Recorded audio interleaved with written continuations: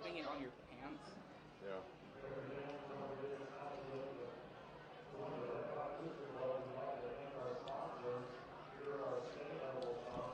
All right, well, good evening, Plainfield fans. Welcome in here on AudioSportsOnline.com. I'm Rob Kendall. Lex Zorn will join us here in just a little bit for Plainfield football. And tonight, the Plainfield Quakers, with a record of 2-2, will play host to the Greenwood Woodmen. We've still got about 26 minutes up on our clock, so we're just getting our stream fired up here tonight for our pregame show. For those of you who may be popping in early, Plainfield with that big 28-7 win last week at home against Perry Meridian. That comes off back-to-back losses against Tri-West and Mooresville, and couple that with the opening win of the season at Greenfield Central. The Quakers find themselves with a record of 2-2, a chance to get into winning form for the season tonight as we head to week 5 against the Greenwood Woodmen. The Plainfield Quakers will be the home team on the scoreboard tonight. They'll wear the red jerseys, white letters and numbers,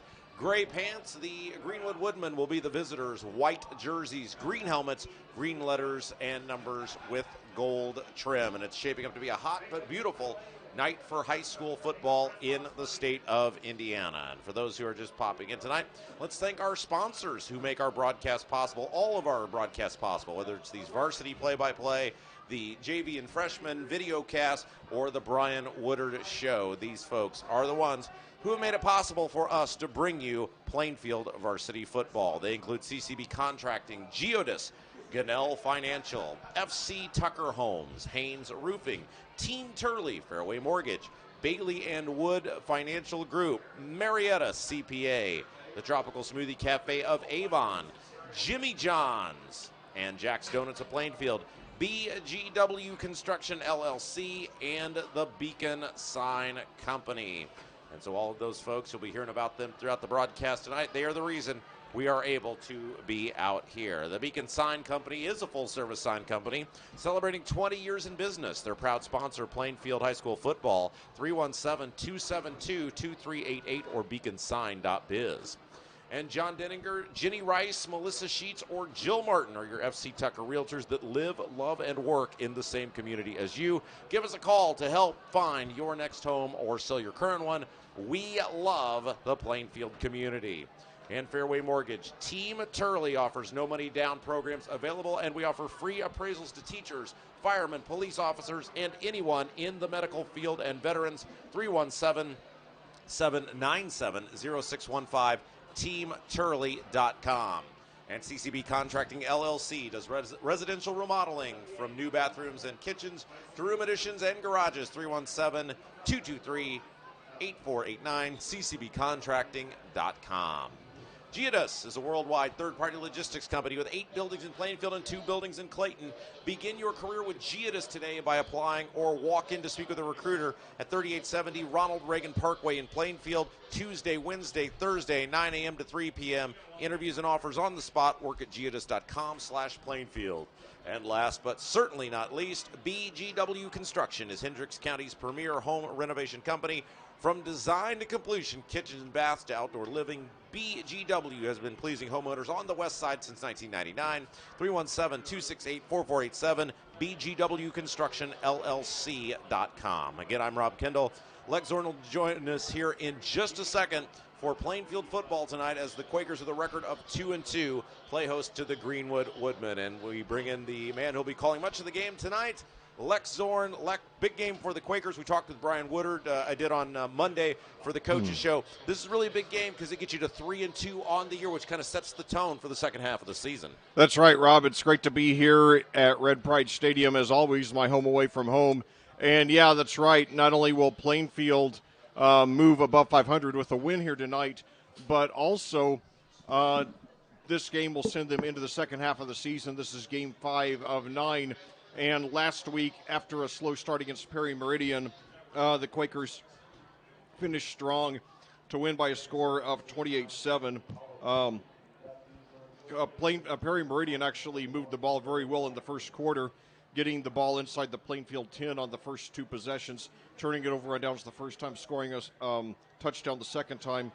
However, in the second quarter, Plainfield scored 2 touchdowns in the last 5 minutes of the quarter, taking a 14-0 lead, and then added 2 touchdowns in the fourth quarter to pull away and win by a score of 28-7.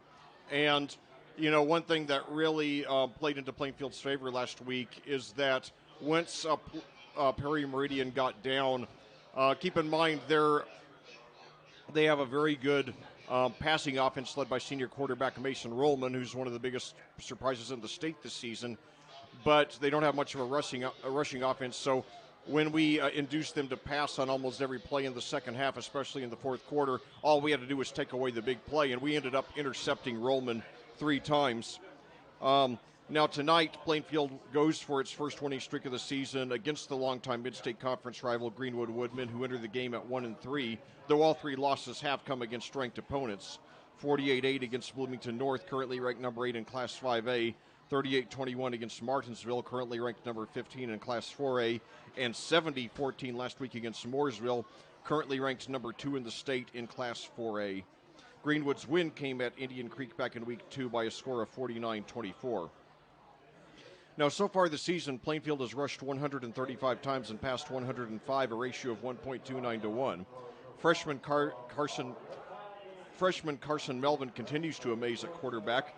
He's completed 69 of 104 passes, 66.3%, for 1,055 yards, 10 touchdowns, and 4 interceptions. His leading receiver is senior Cale Vanderbush, who has 15 receptions for 436 yards and 3 touchdowns.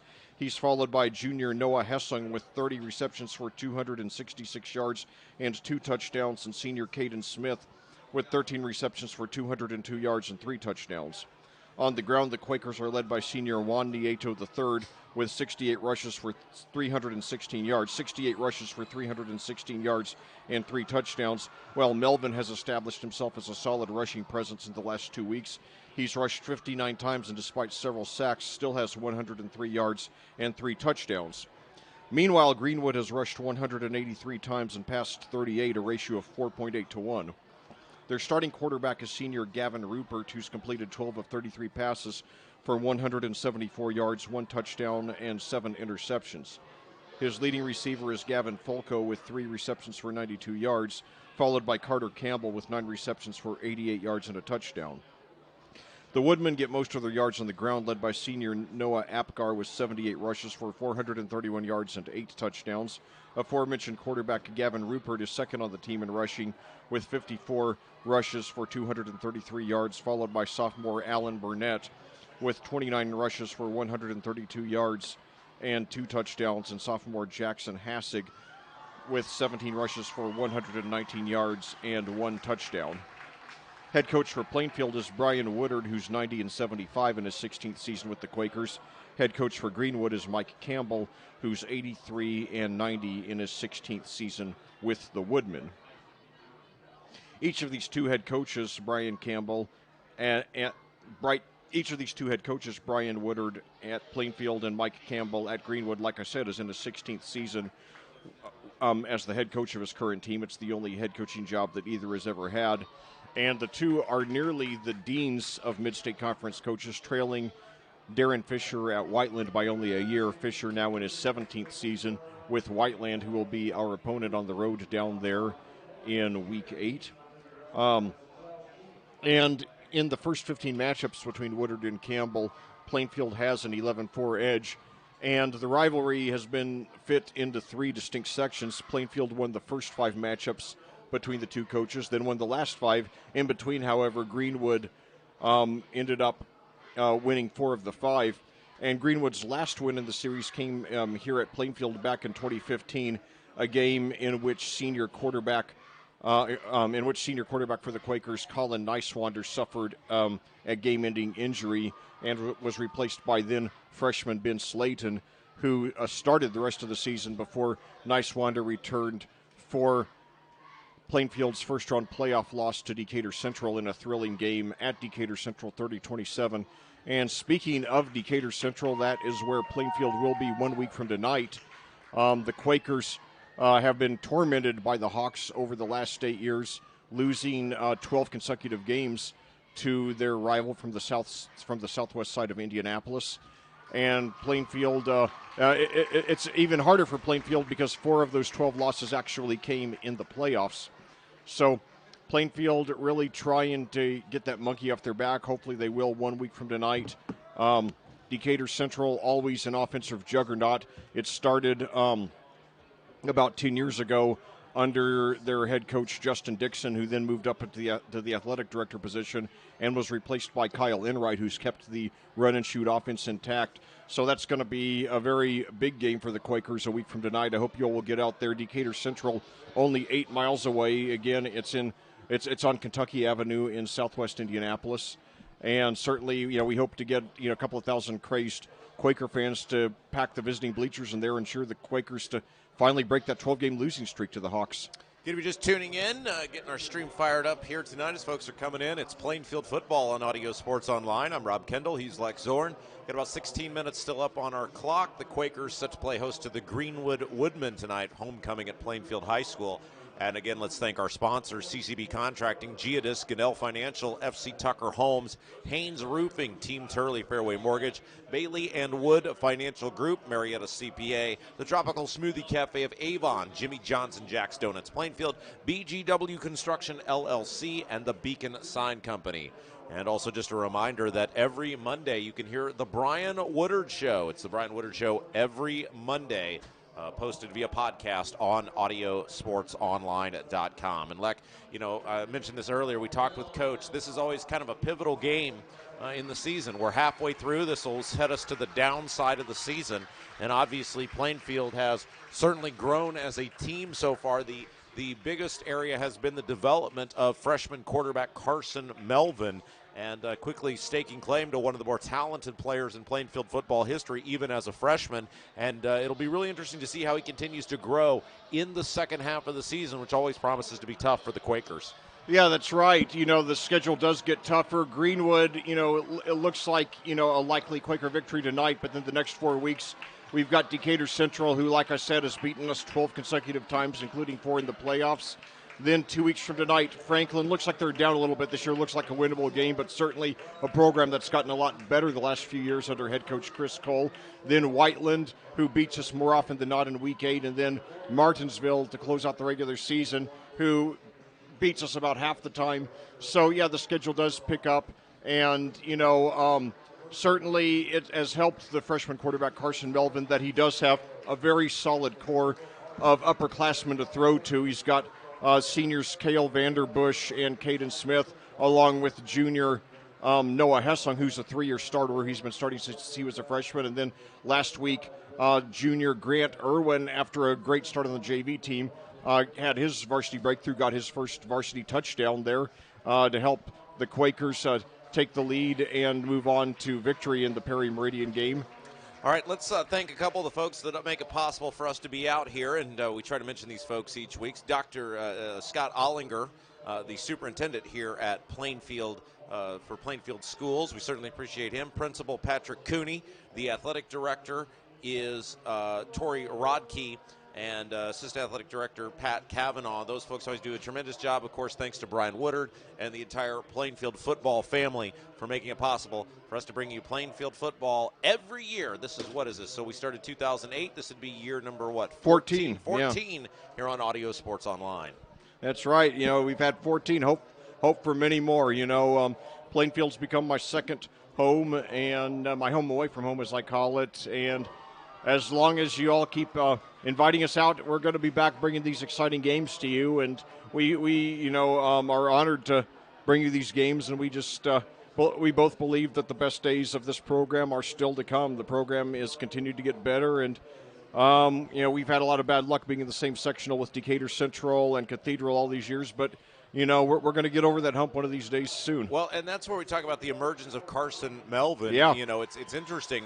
Coach Woodard has obviously had some very good players over the years. He's been here since 2006, but he's never really had the guy, right? Like a guy who can single-handedly at any time take over a football game. He's had certainly some very fast players, some talented players, some guys who've gone on to play Division I football. He's had a guy in the NFL. Yeah, James Hurst, yeah. But just never had that guy. And Carson Melvin at least appears to be becoming that guy. And, you know, we always talk with Coach Woodard, hey, are you going to do it for another year? Do you want to come back for another year? The idea of having Carson Melvin for 3 more years has got to make that decision maybe a little easier. Yeah, it does. And, you know, Coach Woodard is a great developer of talent. And for one thing, you know, I don't know if there's anybody better in the state in developing running backs, because every year, you know, you're going back the first year I commentated for the Quakers back in 2012, where the entire offense revolved around their star running back, Austin Blevins.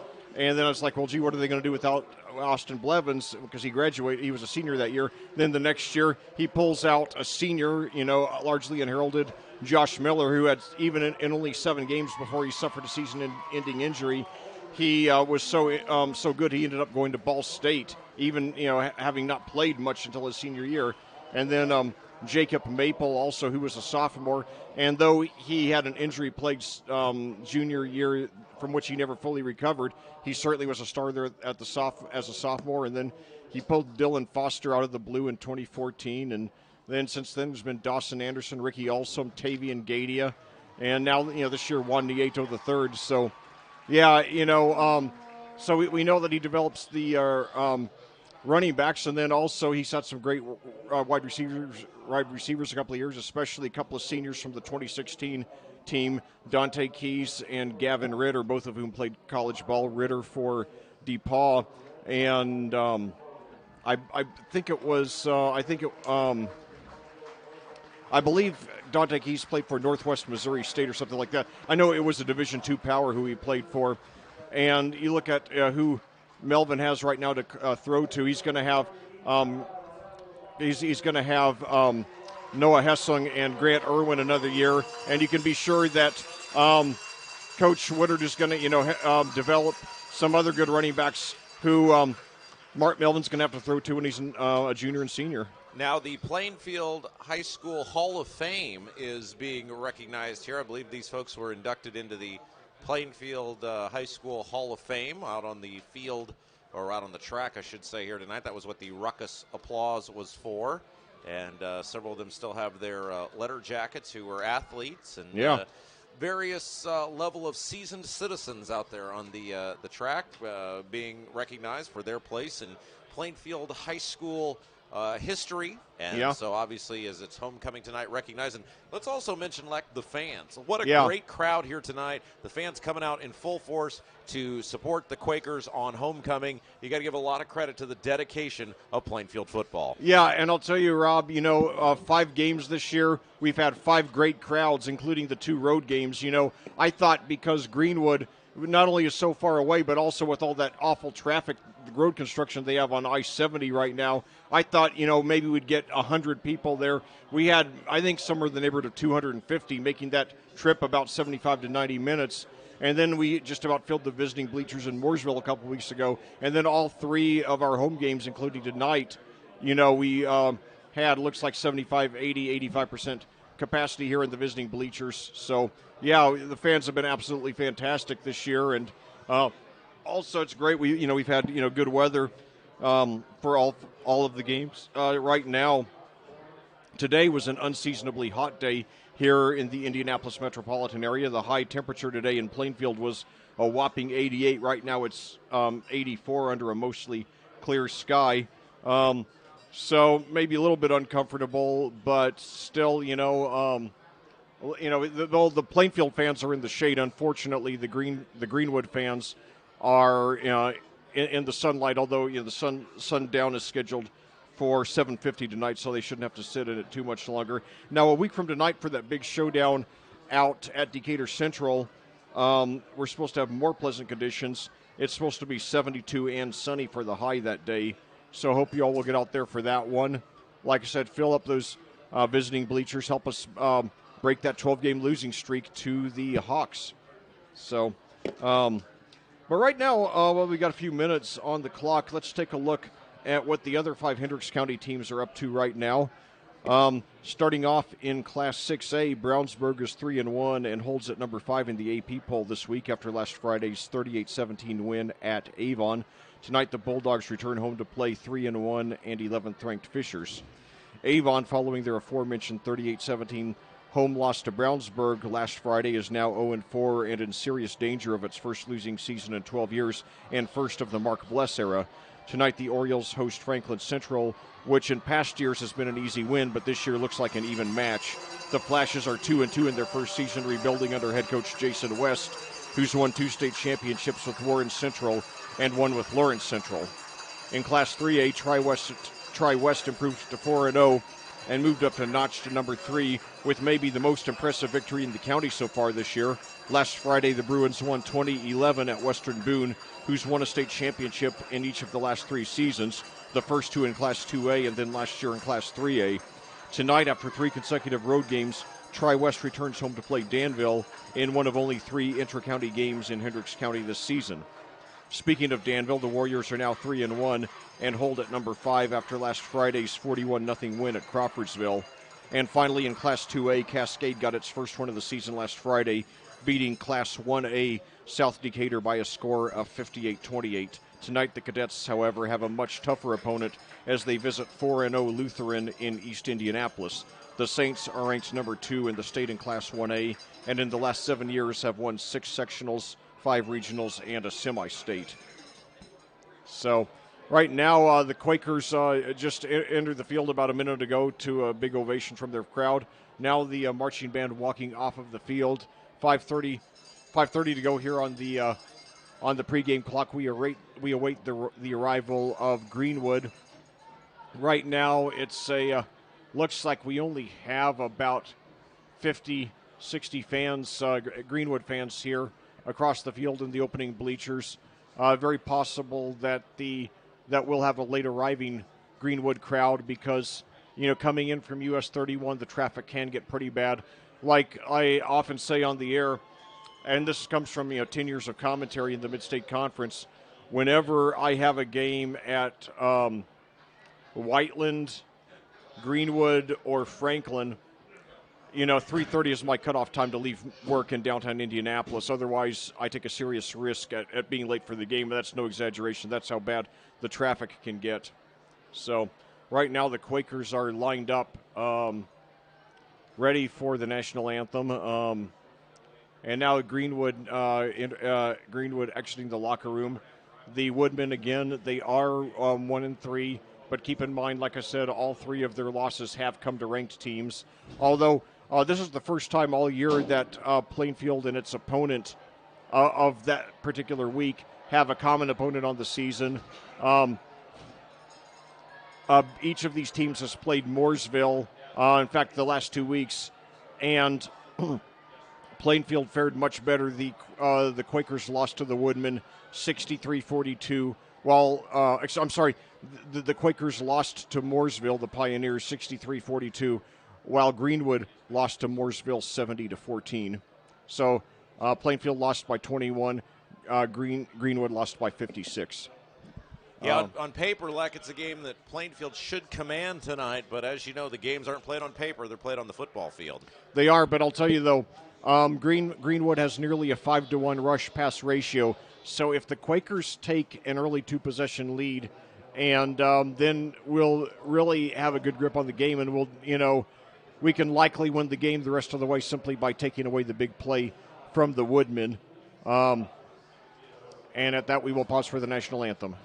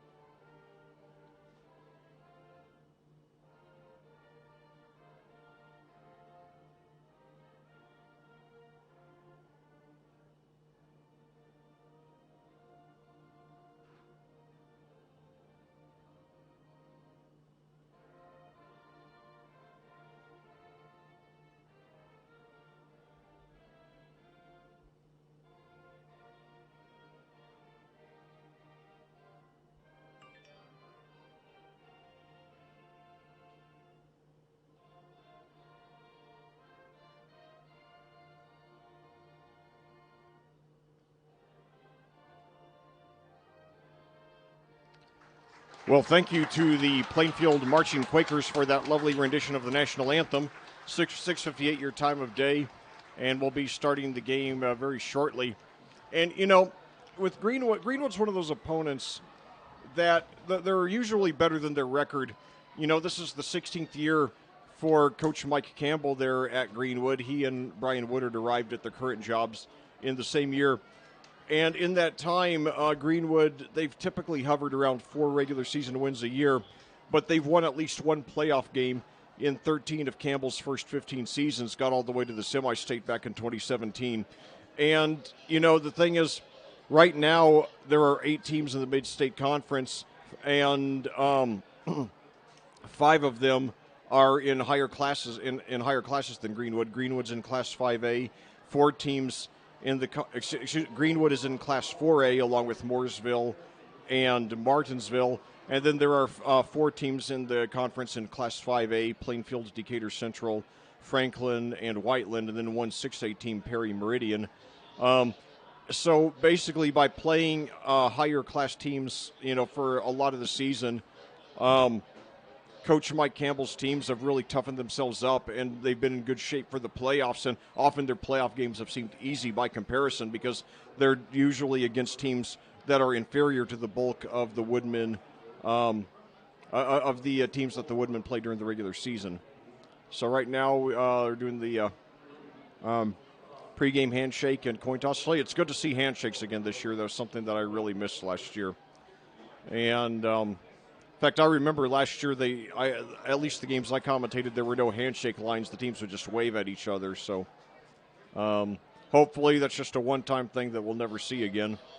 But anyway, like I said, the greatest thing about last season is, that we had a season. And, we went down literally days, before days before the season started, wondering if we were going to have one or not, and thankfully we did. And Plainfield, unlike a good number of teams in the state, Plainfield got to play every game. They had no cancellations, thankfully. Yeah, it's amazing the work Plainfield did last year, and it's just a total hat tip to Brian Woodard and the entire Plainfield athletics staff and the football staff who made that possible. And obviously they have had that commitment to excellence out here at Plainfield every single year that Brian has been the head coach, and he's just a joy to be around and work with. And it looks like Plainfield is going to be receiving the kick to begin the ball game tonight. Again, Plainfield wearing the home red jerseys, white letters and numbers, silver helmets, silver pants. They'll move from right to left on your computer screen. No radio dial this year, just your computer screen, as number 12, Michael Joseph, is going to kick it off for Plainfield, Leck. Or for Greenwood, Leck. That's right, yeah. Joseph is a good kicker. He's 15 for 15 on extra points on the season, which is exactly what Kyle Hayden is for Plainfield. So I got a couple of good kickers here tonight. Back deep to receive the opening kickoff, we have Cale Vanderbush and one other player from the Quakers. I cannot see his number from my vantage point. 7:01 your time of day. Got, the Plainfield crowd standing. We've got large, almost full bleachers here. Now, the late arriving crowd, we've had about 3 dozen Greenwood fans show up in the last 5 minutes or so, likely just getting here the long trip, in heavy traffic, on US 71, or excuse me, US 31 and then I-465. And now Joseph approaches the ball, kicks off, and it is fielded at the 5 by Vanderbush, brought up to the 15. Goes over to the left side of the field, got some room at the 20, 25, and he's brought down to the 27 or 28. So solid return there by Cale Vanderbush, the senior who's had a very big year as a wide receiver. For a lot of his career prior to this year, was not only our second-string quarterback, but he played regularly at the position. He was an option quarterback, and he and Aiden Moyers traded off a lot. So now the Quakers line up. They've got Noah Hessung and Caden Smith lined up to the left. Juan Nieto III is the running back. Carson Melvin in shotgun. Now Vanderbush lines up to the left. Now handoff to Nieto. He's got up the middle, and he gets about 5 or 6 there. It's so important. I was going to say, like, it's so important for them to pick up that positive yardage on first down. It just gives Carson Melvin so many different options back there when you've got a second and short or third and short. Looks like they're going to give him 3 on first down. Yeah, that's right. And Nieto didn't play badly, but really struggled a lot. The first 2 games started to play a lot better than the last 2. So now 3 receivers to the right, 1 to the left. Fake to Nieto. Throws a slant. Throws to Vanderbush on a slant. He's got the first down. So that'll be a gain of about 9 or 10 there. Melvin's first pass of the game. Melvin's completed just about 2/3 of his passes on the season.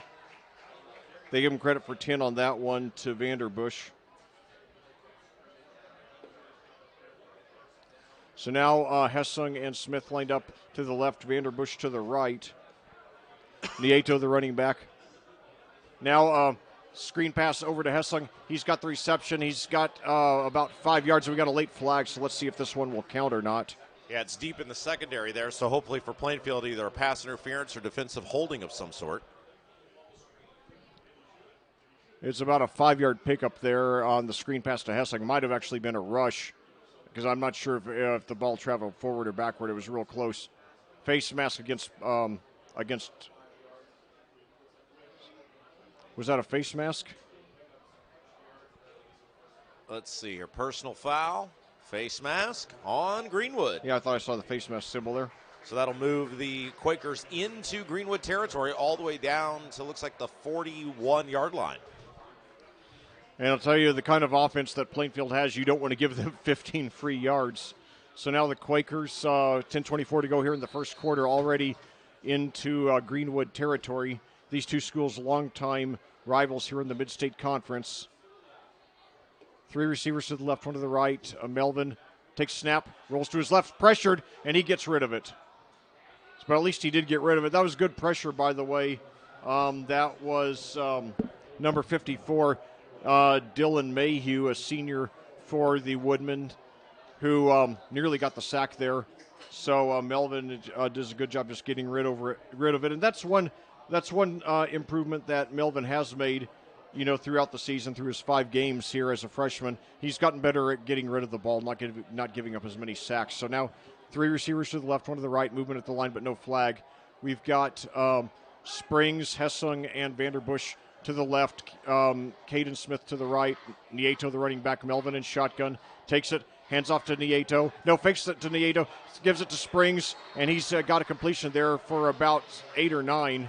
Did a really nice job that time, Leck, of hanging on to the football. That was a big hit there from the cornerback. But as you said, Springs able to hang on and pick up some positive yardage.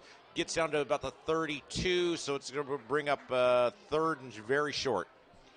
Yes, indeed. So third and one for the Quakers now. Vanderbush to the left, 2 receivers to the right, Nieto, the running back. And now Nieto gets it, and he's got the first down and a little more. That'll be a gain of about 3 for Nieto.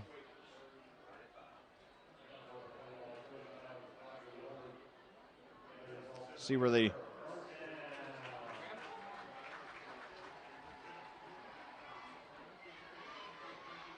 So yeah, they give him credit for 3 yards there. Each of Nieto's rushes have gone for 3 yards. So first and 10 at the 28 now. And now handoff there to Nieto. He's up the middle, and he gets about 4 yards out of it, so that'll bring up third and about 5 or 6.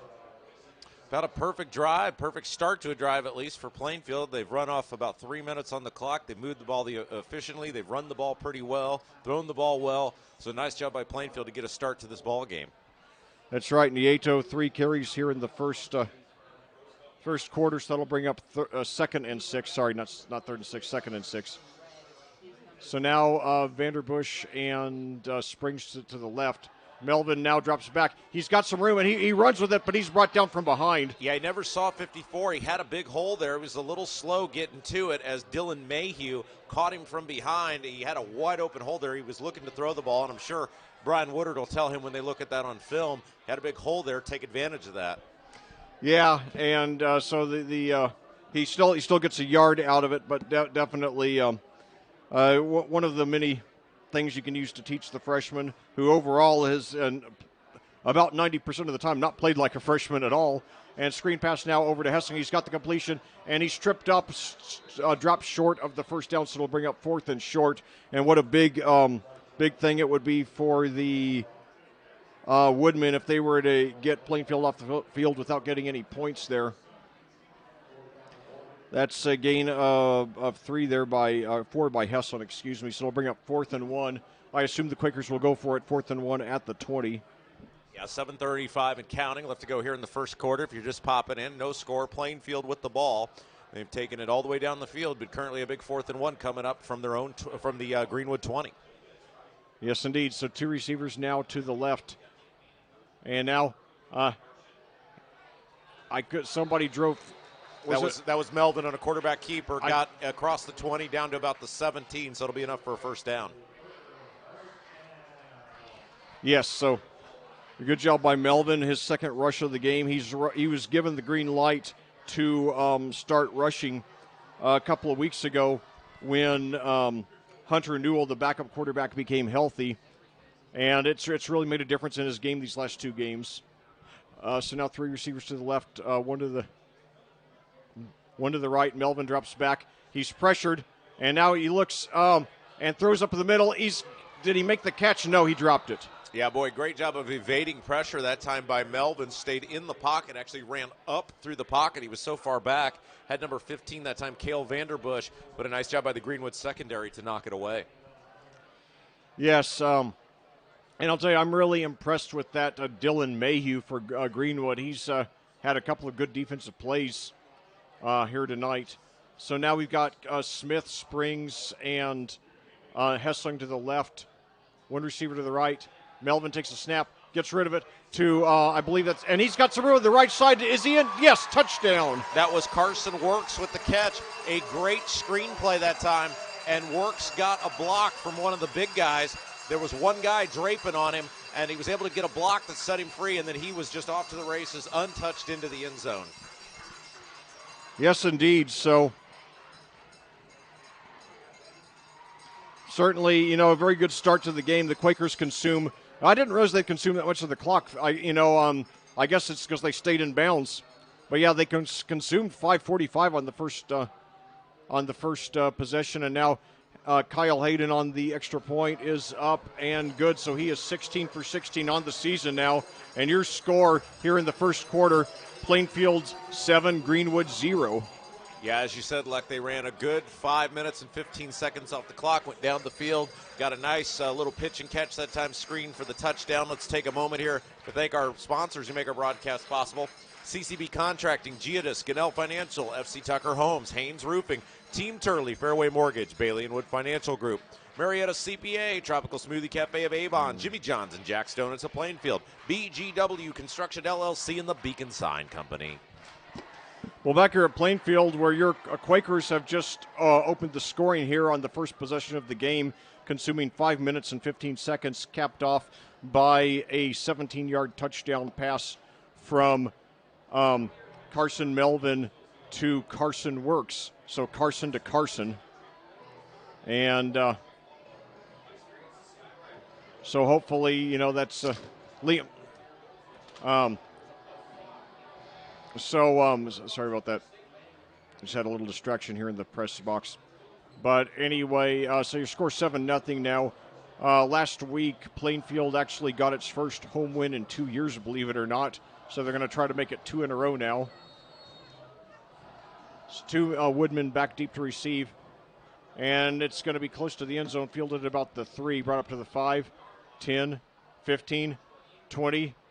And he stays on his feet, gets up to about the 22, so good effort there.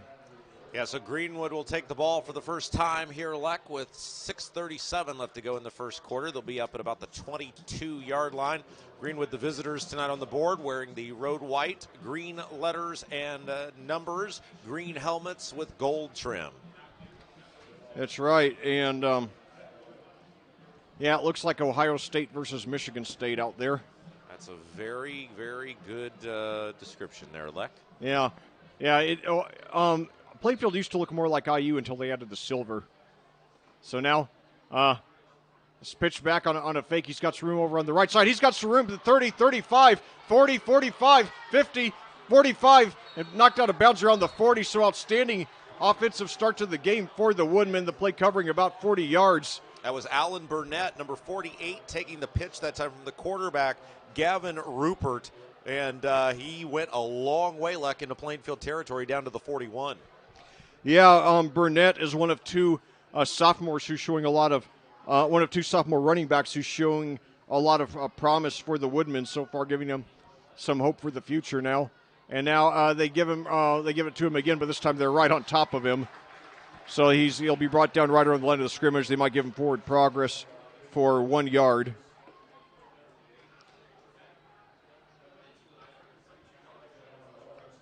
Actually, a loss of 1 following the 37-yard gain on the first play. So now the Woodmen line up with 1 receiver at each side. They have 3 running backs now. And now the quarterback keeper, he takes up the middle for about 3. That's Gavin Rupert. He is a senior, 6'1", 215. That's going to bring up 3rd and long. See what kind of spot they give him. So that'll bring, they give him credit for 2, so that'll bring up 3rd and 9. So good job by the Quakers not losing their composure after they gave up 37 on the first play from scrimmage. So now they line up with Gavin Fulco to the right, 3 receivers to the left. And they got 1 running back there. And now screen pass, and it is caught there. And he breaks the tackle. He's got the first down. That was Noah Apgar there on the reception. He is a senior for the Woodmen. So the Greenwood clearly not shaken by Plainfield's first drive. They pick up 11 there. Yeah, they had him. Plainfield secondary member, cornerback there on the far side of the field, had him well short of the first down, but he was able to break off that tackle and pick it up. So 11 yards there by Rupert on his first pass of the game. And now it's another pass, and this one that goes through his hands. The intended receiver there was Burnett, who had the 37-yarder earlier. That was very close to being a backward pass, but the officials said it was forward, and that looked like to be the correct call, and it fell incomplete. So now that'll bring up 2nd and 10 for the Woodmen at the Plainfield 28, 4:53 to go here in the first quarter. This is Greenwood's first possession of the game. And now you got 1 receiver to 1 receiver at each side now, and a handoff there, and he's up the middle for about 4.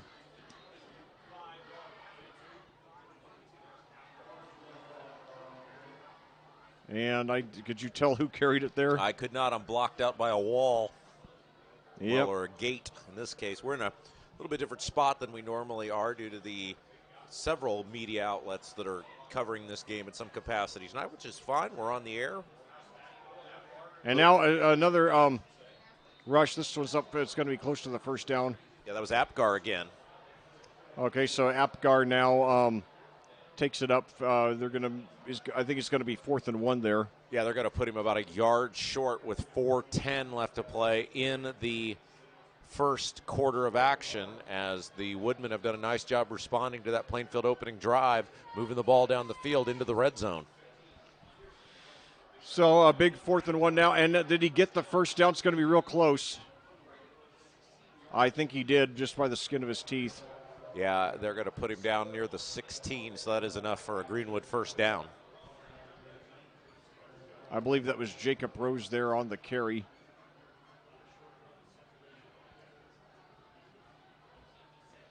So the Woodmen now in the red zone at the 16. 1 receiver at each side now. And now a handoff there, and he's got up the middle for about 5 there. I believe that was Apgar again. Apgar, a good size at 6'2", 215. So the Woodmen offense surprisingly effective, although keep in mind they have, generally, even though they're 1-3, all 3 of their losses have come against ranked teams. And now on a handoff up the middle, and he's that was Burnett there. Short gain, as you said, Leck, across the 10. So it'll bring up a 3rd down and 4 for Plainfield. They need to get just inside, they're just outside the 6, it looks like. Or for Greenwood, rather. They need to get just outside the Plainfield 6. Yes, indeed. So now, screen pass, it is complete. Or did he dropped it? Sorry, it looked like he had it. He dropped it. Yeah, he saw number 42 for Plainfield coming with a full head of steam. But is that 42? Let's see. Come on, man. Turn around. Those numbers are so hard to see. I know. Number 12 for Plainfield, Luke Leclerc, was coming with a full head of steam. And the intended receiver for Greenwood, said no thanks. Yeah, Leclerc's been a great defensive player for us this year. So now, 2 receivers to each side, 4th and 4 for the Woodmen. They're going for it at the Plainfield 10. Yeah, whistle, though. Flag flies, and it's a sideline warning against Plainfield.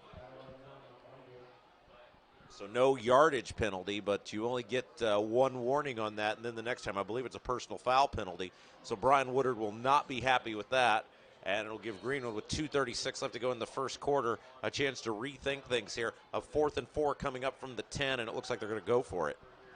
Yeah, they will, although, like I said, their kicker is 15 for 15 on extra points on the season, and this wouldn't be a lot more than extra point, but Woodman going for it nevertheless. 2 receivers to the left, 1 to the right, 2 running backs, quarterback and shotgun, and it's going to be overthrown. It's knocked away. So the Woodmen moved the ball very effectively, but turned it over on downs at the Plainfield 10 with 2:31 to go. Yeah, it was intended that time for number 82, Carter Campbell. He got a little turned around there, did have a chance to make the play in the corner of the end zone, but a nice job by the Plainfield secondary there. Didn't get a number on whoever that was, but they were able to knock it away, and Plainfield with 2:31 will take over, leading the ball game 7-0. So anyway, Plainfield, if they just take if they get any score in this possession, they'll have a 2-possession lead, and that will put the Woodmen in the deep hole. And you probably noticed that their quarterback, Rupert, does not have a real good arm. He's only 12 of 33 on the season with 1 touchdown and 7 interceptions coming into tonight. So now Melvin's got screen pass down the right. It's going to be close to the first down.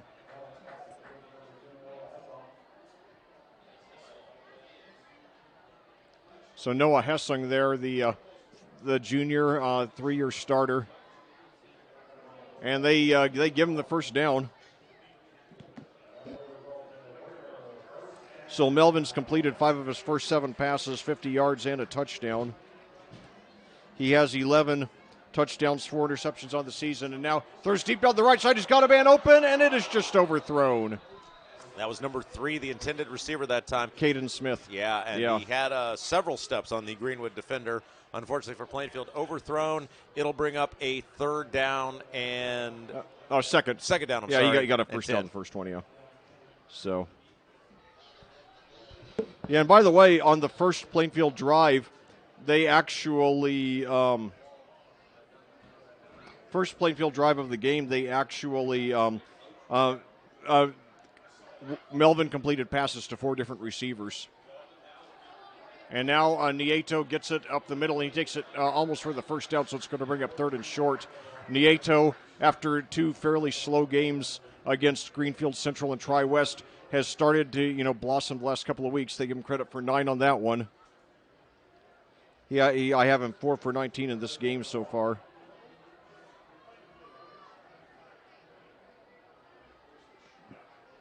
So now the Quakers line up 2 receivers to the left, 1 to the right. Nieto, the running back.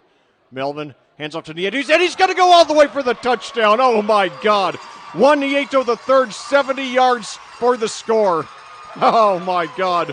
What a play. He made it look easy. They got a massive hole for it. He got it through, and he was gone.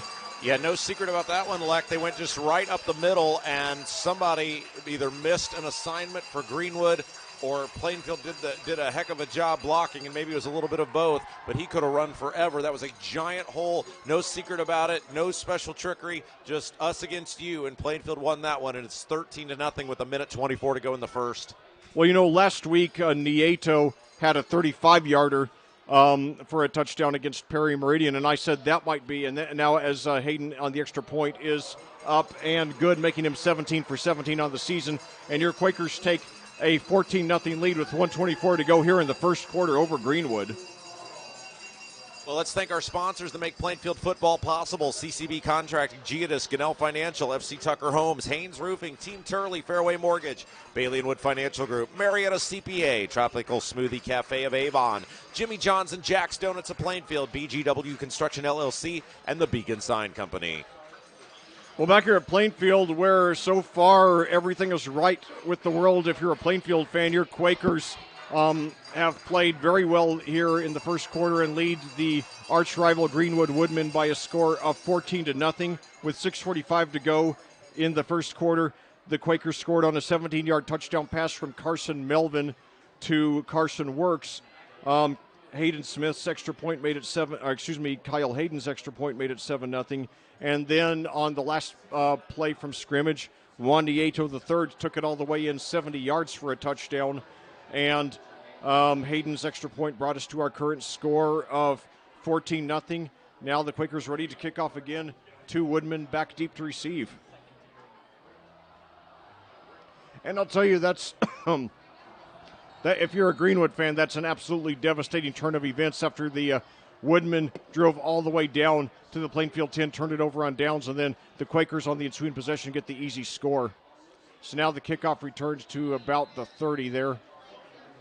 But I'll tell you, this already puts Greenwood in a deep hole because they don't have much passing offense. Coming into tonight, a 4.8 to 1 rush pass ratio, and their quarterback has completed less than 40% of his passes, 1 touchdown versus 7 interceptions.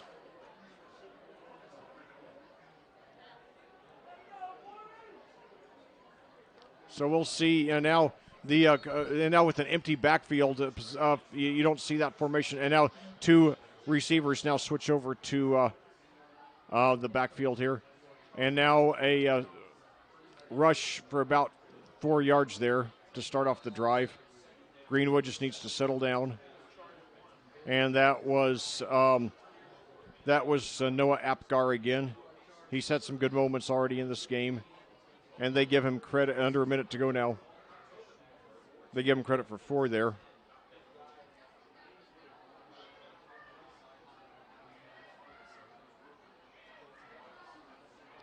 So now 3 receivers to the right, 1 to the left. Screen pass complete. He's got some room on the right side. He's got the first down and about a yard or 2 more. That was, and now actually that was a pass to Rupert, okay, on a trick play. So the quarterback actually gets a reception. That's something you don't see very often. Well, if you're Greenwood, you got to start throwing some trickery out there. Obviously down 2 scores early here in the first quarter. Not exactly what they were looking for. Definitely not, but it sure worked there as he gets 7 there on the reception. And now a handoff there, and they're right on top of him. He's brought down around the line of scrimmage there. And I believe that was Rupert there also. Yeah, that was Rupert there on the rush. So, yeah, they ran a little stretch play that time left side and didn't go too far. That'll bring about the end of the first quarter, 14-0. Plainfield with the lead. Thanks again to our sponsors, CCB Contracting, Giadis, Gannell Financial, FC Tucker Homes, Haynes Roofing, Team Turley, Fairway Mortgage, Bailey & Wood Financial Group, Marietta CPA, Tropical Smoothie Cafe of Avon, Jimmy John's and Jack's Donuts, Plainfield, BGW Construction LLC, and the Beacon Sign Company. Well, back here at Plainfield, we're getting ready to start the second quarter of Game 5 of the season with your 2-2 Plainfield Quakers. So looks like they're on their way to 3-2. They lead the Greenwood Woodmen by a score of 14-0 here on AudioSportsOnline.com. Carson Melvin threw a 17-yard touchdown pass to Carson Works. And then Juan Nieto, the third, rushed 70 yards for a touchdown, accounting for all the scoring along with the 2 Kyle Hayden extra points. And meanwhile, Greenwood has actually moved the ball well. Their first possession, they turned it over on downs at the Plainfield 10. And now they have it 2nd and 9 at their own 42 to start off the second quarter here. Well, you know, we talked with Brian Woodard in the coaches show this week about how important this game was and getting over that 2-2 hump, getting into the winning record, which they did have obviously at the beginning of the year, and they certainly came out like a team that understood the importance of this ball game, as he talked about with us on Monday. Yeah, indeed, and certainly Coach Woodard, But and don't forget also, since we failed to mention it so far, but the Coach Brian Woodard Show is available. It's released every Monday on audiosportsonline.com in the Plainfield section. An up-close and personal interview with the Plainfield head coach. He always has a lot to say.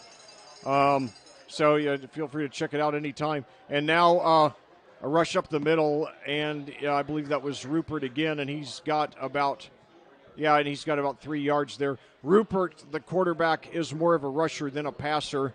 Coach Mike Campbell has generally run a rushing heavy offense over his 16-year tenure with the Woodmen there.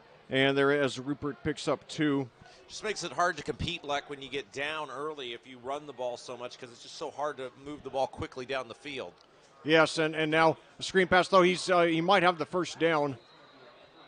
And that pass did go on the far side of the field that time to the aforementioned number 13, who's also doubled as quarterback throughout the ball game, Gavin Rupert. Yeah, that's right, yeah. So interesting, not really wed to any one person back there early on. So was that Rupert on the reception? Rupert on the reception. Okay, so Rupert, yeah, it's not very often you see the quarterback with 2. It's a big deal if you see a quarterback with 1 reception most of the time. Nicholas Van Bibber is the quarterback right now, number 15, a sophomore. Yeah, then they've also had and now he runs for his life, but he gets rid of it, and it's caught for a gain of about 6 there. And that time that was number 5, Brock Riddle, a sophomore, in there at quarterback. So they are all over the map on positions tonight. Yes, they are. And Riddle also plays some quarterback, too. He's a sophomore. So actually, trickery might be the key to get back in the game now for the Woodmen. So 2 receivers to the left and to the right. Screen pass now. And now Riddle. And he's got a completion to Rupert, who gets up for the first down. He's got about 10 yards out of it. So now this is a tough job for us commentators now, trying to keep track of what's going on here.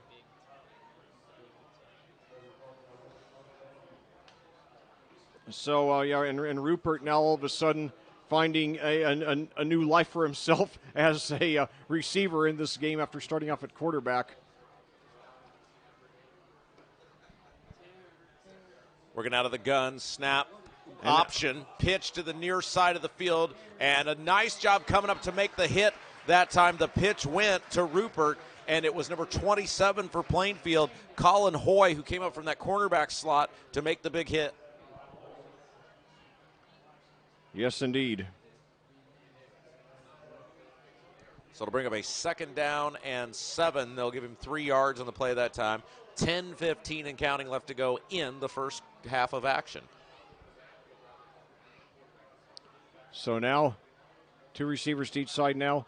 And Riddle, the quarterback, he hands it off to Apgar, and he's up for about 3 or 4. Now under 10 minutes to go. Greenwood down 14-0 as Apgar picks up 4 there. 3rd and 3 now for the Woodmen, 9:44 to go.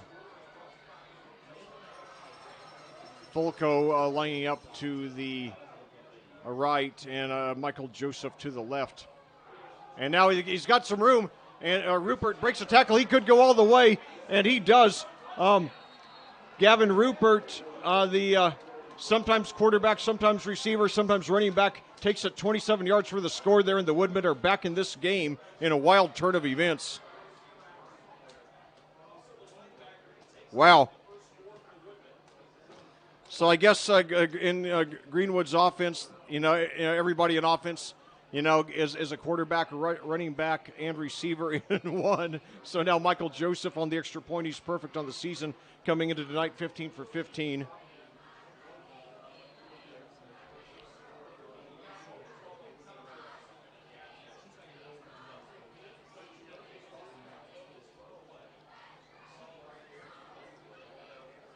Snap.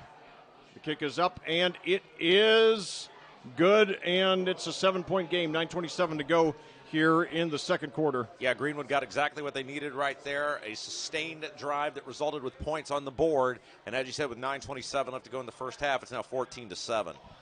So starting quarterback Gavin Rupert His passing is off in the early going, but he has done very well as a rusher and receiver in this game right there. 27 yards for the score.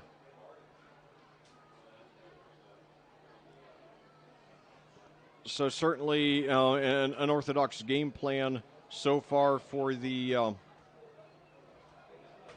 Woodmen, but it's working. And I'll tell you, if they hadn't turned it over on downs at the Plainfield 10, this could be a very different game right now. So we'll see if the Quakers will, will fire back. Nevertheless, Coach Mike Campbell's offense showing a lot of a lot of innovation tonight. Not a lot of talent, but a lot of innovation, and sometimes that can overcome a lack of talent. Greenwood, one of the smaller schools in the Mid-State Conference, but like I said, even though they usually finish below 500, they have won at least one tournament game in 13 of Mike Campbell's 15 years, including a trip to the semi-state 4 years ago. So now the kickoff's taken about the 10, up to the 15, 20, 25. He's got some room up to about the 42. So let's see, that is... that was 15, Cale Vanderbush. Yeah, Vanderbush, yeah. Yeah, and Coach Woodard talked about it Monday on the show. There are no easy games on the Plainfield schedule this year and most years. Every year, every week of this year, you're going to have to earn it, and Greenwood reminding Plainfield of that on the last drive. Yeah, and there were several years where Franklin and Mooresville were down, and they were almost automatic wins. Martinsville had a couple of bad years there. But now, there are really no gimmies anymore. Even Perry Meridian, the doormat of the conference the last 3 years, now is starting to turn a corner. So now Melvin takes a snap. He's got plenty of time. He's got to get rid of it. And he finally does. Well, he did a good job, staying on his feet as long as he could, and threw it in the general vicinity of Hessling, so it's not intentional grounding. Melvin 5 of 9 in the game for 50 yards and a touchdown. He's completed passes to 4 different receivers. So second and 10 for the Quakers at their own 41. 9:14 to go here in the second quarter. 7:35 your time of day. Still a little bit of sunlight here in Plainfield in the southwest Indianapolis suburbs. So 2 receivers to each side now. Nieto, the running back, after that 70-yarder. It fixed it to Nieto. Hessling, the screen pass. He takes it up, weaves his way into Greenwood territory and gets the first down. That'll be a pickup of about 13 yards there. Yeah, it was a really nice job by Hessling that time, catching the ball, making sure he made the reception, and then turning upfield to pick up the first down. And, Hessling isn't the guy who gets a lot of 80 or 90 yards receptions, but he's so good at, getting the short pass and getting a first down out of it. He's a really crafty player. He's got really good footwork there. So now to Nieto, he's up for about 1 or 2.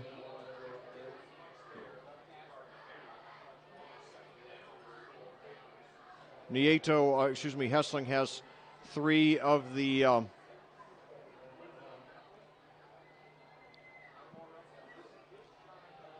Nieto has 3 of the 6 receptions for the Quakers so far in this game.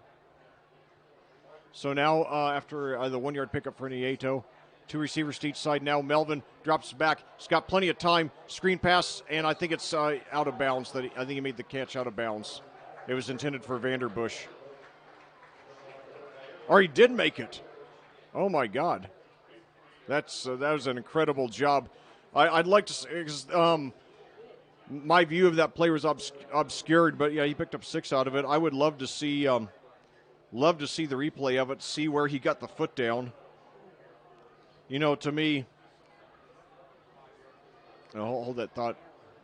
So now a handoff to Nieto. He's got the first down and more, up to about the 32 or 33, and plows his way, gets about 4 or 5 yards after contact, so that'll be a first down for Juan Nieto, the 30. He already has a 70-yarder for a touchdown in this game.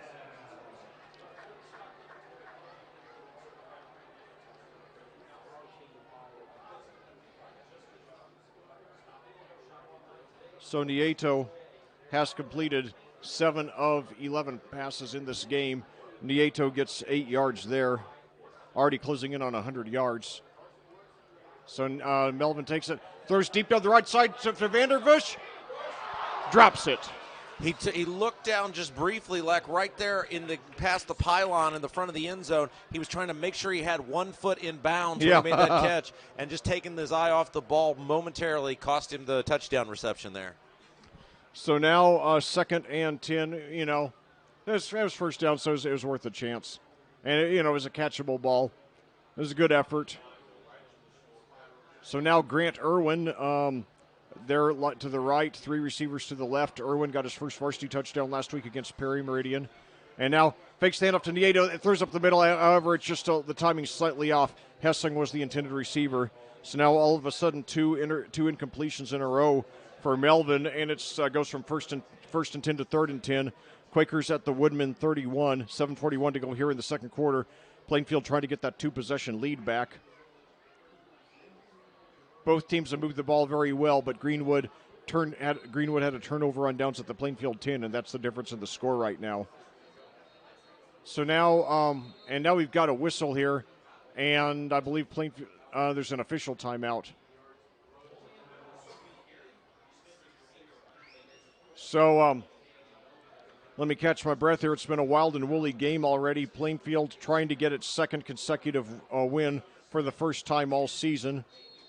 So now Hessing and Vanderbush to the right, 2 receivers to the left. Negato, the running back, Melvin in shotgun, takes a snap, drops back, got plenty of time. But I know he's sacked, but we got a flag, so let's see what that's all about. Yeah, Greenwood finally getting to Melvin, as obviously haven't been able to do that much at all tonight, but they did right there. And let's see what it's going to depend on what the penalty is. And I believe that was Jason Vaughn there on the on the sack, if it counts, which it might not. It's going to be holding against Plainfield. Penalty is declined, so that'll bring up 4th and long after the loss of 6 yards there by Melvin.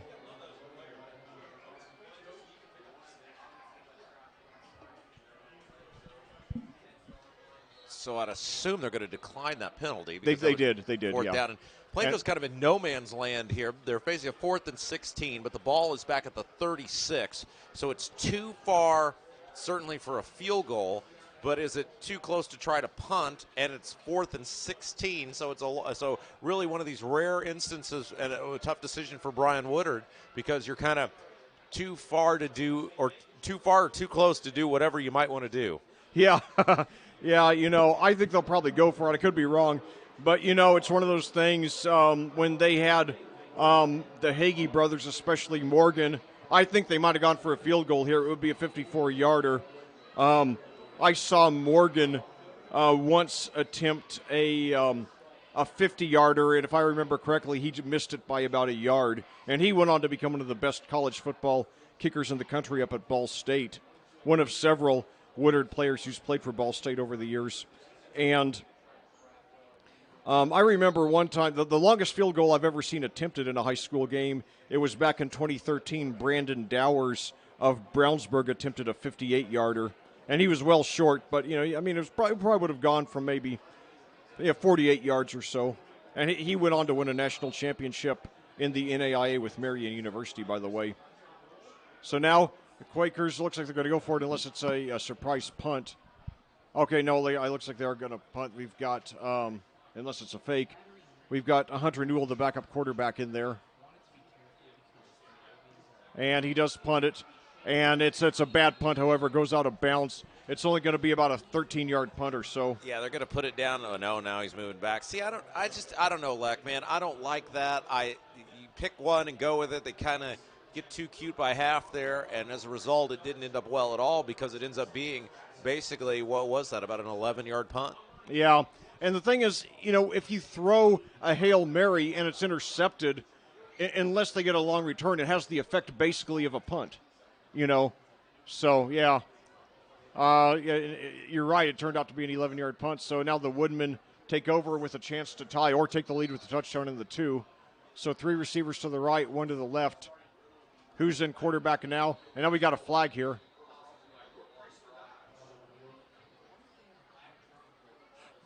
And it looks like it's going to be against Plainfield. So 1st and 10 will go to 1st and 5, I guess.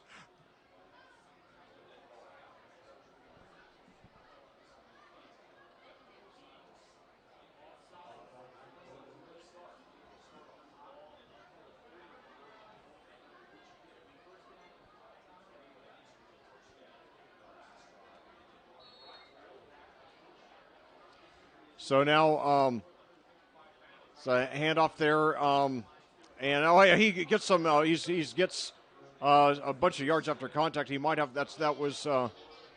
And he does have the first down. So that was Rupert there.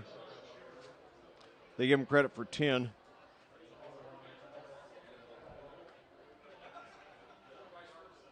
So Gavin Rupert. This is a big stretch of the game here for Plainfield, Leck. Obviously, they jumped out of that big lead, but Greenwood is going to get the ball to begin the second half. Yeah. Here. So if they can put a sustained drive together here, they're right back in this ball game. And a nice run that time, right up the gut.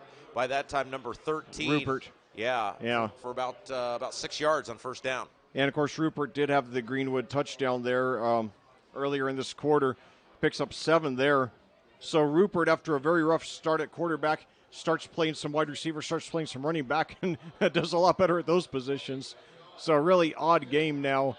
And Jason Riddle, a sophomore now, playing quarterback, 6'1", only 155, so they need to get him in the weight room, but he's showing some promise so far. And I think Plainfield is just confused by this really unorthodox offense by the Woodmen. And now a pitch back there and to Apgar, and he's brought down right around the line of scrimmage. He might have gained 1. It's going to be 3rd and short. Number 1 for Plainfield, Caden Vanderbush, came up off that left end. He came out from a secondary slot, but came up there, really held him in check, made him cut back up, and that's why they were able to keep the gain to just about a yard. Yes, indeed. Third down and 3 from the 46 of Greenwood coming up. So big third down for the Woodmen. Now a handoff there to Apgar. He's got the first down and more. He's got some room on the right side up to the 45, 40, 35. Breaks a tackle up to the 30. Knocked out of bounds around the 28. So Noah Apgar with a gain of about 28 yards, and the Woodmen are in business here with 5:40 to go here in the second quarter. Yeah, he ran over someone in the Plainfield secondary. I don't know if that was a linebacker, but he just lowered the shoulder and ran right over that defender, and then there was nobody there. He kind of was stunned there for a second, but then there was nobody remotely close to him. So, yeah, Greenwood doing a great job hanging in there. So now the Woodmen, one receiver to each side. And a handoff, and he breaks a tackle, but then, a gang of Quakers bring him down after a short gain. Yeah, that was 13 that time, Rupert, and a little misdirection. He came from the right side of the backfield, ended up taking the ball left side off left tackle, and able to pick up about 2 yards there on first down. So 2nd and 8 for the Woodmen at the Plainfield 26. 5:15 to go in counting here in the third quarter. Now 3 receivers to the left, 2 to the right. Jason Riddle, the quarterback, in shotgun. Screen pass immediately. But there he catches it, but he's brought down immediately at the line of scrimmage. That was Rupert there. Harrison Herbeck coming up, number 5 for Plainfield, making that big hit. Great instinct that time, great read, and it'll bring up a 3rd and long for Greenwood from the 28. Well, then they're marking it down for -2 there. Yeah, so that'll bring up a 3rd and 10 now on the board. 4:40 and counting left to go in the first half. It's a 14-7 affair. Plainfield leading Greenwood. So big third down, a 3rd and 10 for the Woodmen, obviously in 4-down territory. But now a rush up the middle, and he's going to be, he gets, I think, 3 or 4, but he's going to be nowhere close to the first down, so it'll bring up 4th and long. Interesting play call that time. Obviously, as you said, Leck, they felt they were in 4-down territory. I think they thought they could catch Plainfield off guard, maybe get half of that back, maybe a little more with that quick little trap play there, and it got them down to the 26, but still a 4th and 8 coming up now for Greenwood. Yes, indeed. So now 3 receivers to the left, 1 to the right. Very big play for the Woodmen, although they do get the ball first to start the second half, and they're going to take their first time out here with 3:51 to go. Yeah, so big play coming up at the ball game. Greenwood obviously wanting to talk about it, and they've done a nice job these last 2 possessions of moving the ball efficiently. Obviously, a couple of big plays helped them on the previous drive, and now a sustained drive here has put them down into Plainfield territory, but facing a 4th and long. Well, It's been a heck of a game so far. Plainfield looked like they were going to run away with it with that 14-0 lead, and with Greenwood not having a good passing offense at all. But now that they've come back swinging, they scored a touchdown on a 27-yard rush from quarterback Gavin Rupert. And then after the Quakers punted in Woodman territory, now Greenwood driving again, although they are up against a 4th and 8 wall. So let's see what happens. Although, like I said, even if they don't score here, if they turn it over on downs or punt on this drive, as long as Plainfield does not score the remainder of this half, Greenwood will have the ball with a chance to tie or take a lead on the first possession of the second half. So the Woodmen, still very much in this. So 3 receivers to the left, 1 to the right. Riddle in shotgun. Takes it. Drops back. Screen pass. And he's wide open for the touchdown. Oh, my God. Wow, there wasn't anybody within 20 God. feet of the receiver, 82. Carter Campbell just ran a little slant route there, and he was wide open in the middle of the field. Took it in for the touchdown. He was open from here to Greenwood. Oh, my God. Somebody missed an assignment there. And now the Woodmen are an extra point away from tying it with 3:46 to go, and they get the ball first to start the second half. So I really thought the Woodmen were going to fall in when they were down 14-0. Boy, was I wrong. Second touchdown of the year for Campbell. Joseph on the extra point is up and good. He's perfect on the season, and we are tied. Both kickers entered the game 15 for 15 on extra points on the season. Both are now 17 of 17, and we got a tied game at 14. Let's thank our sponsors again who make our Plainfield football broadcast possible all year long. CCB Contracting, Geodis, Ganell Financial, FC Tucker Homes, Haynes Roofing, Team Turley, Fairway Mortgage, Bailey & Wood Financial Group, Marietta CPA, Tropical Smoothie Cafe of Avon, Jimmy John's and Jack's Donuts Plainfield, BGW Construction LLC, and the Beacon Sign Company. Well, back here at Plainfield, we got a wild and woolly game brewing here. Your Plainfield Quakers started off like they were going to run away from it. They were going to run away with it. They led 14-0 after one quarter, but now Greenwood, with a very unorthodox offense, has stormed back to tie it at 14 with 3:46 to go. And especially with the Woodmen getting the ball first to start off the second half, it's very important that Plainfield do something on this drive, get their momentum back. You don't want to give Greenwood the ball to start off the second half with a chance to score 3 unanswered touchdowns. So now 2 receivers back deep for Plainfield. Quakers still with 2 timeouts.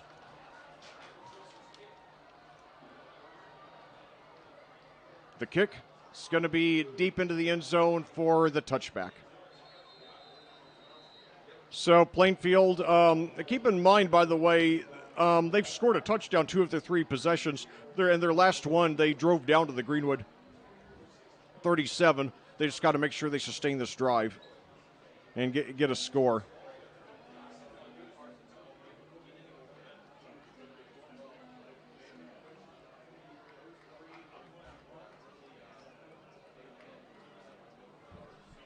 All right, so here we go. Plainfield coming back onto the field. They're moving from left to right on your computer screen. In the home red jerseys, white letters and numbers, gray pants and gray helmets. Melvin will work out of the shotgun here. 3 receivers wide to the right, 1 man to the left, and a lone man in the backfield. I believe that is Juan Nieto. Melvin out of the shotgun. Snap, rolls right side, rolling, throwing on the run. Got a man caught at the 30, wide open across the 35, up near the 40, and out of bounds. And that time it was number 2, Noah Hessong, on the reception. Hessling is so good at taking the short passes and getting a lot of yards after catch. So 22 yards there on that play. So Melvin's now completed 8 of 14 passes on the game. 4 of them to Hessling. So 3 receivers out to the right now, 1 to the left. And now Melvin rolls to his left. And he throws up the middle also for Hessling, but it's just too far to the left. So that'll bring up 2nd and 10 at the Greenwood 42, 3:33 to go. Yeah, just a little over his head that time. Leck had a man open. Hessung on the run, running towards the visitor sideline, but a little bit high on that toss, and it'll bring up 2nd down and 10.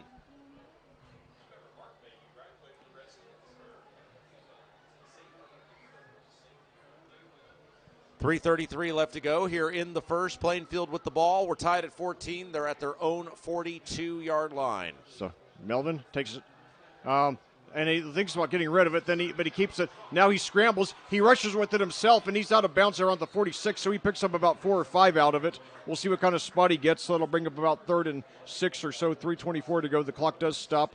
The Quakers also have 2 timeouts. Yeah, so the ball's all the way up to the 47-yard line, so that's a gain of 5, and it actually was a gain of about 15, Leck, if you consider where they kind of had him hemmed in back there. Great play by Melvin that time to get positive yardage out of that. Big 3rd down coming up. 3:24 left to go in the first half. So 3 receivers to the left, 1 to the right, and we got a flag.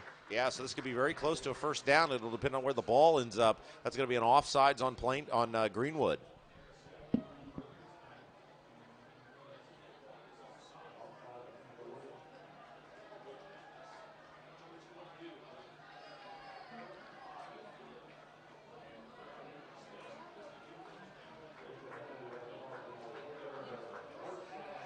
So now 3 receivers to the left, 1 to the right. Melvin in shotgun.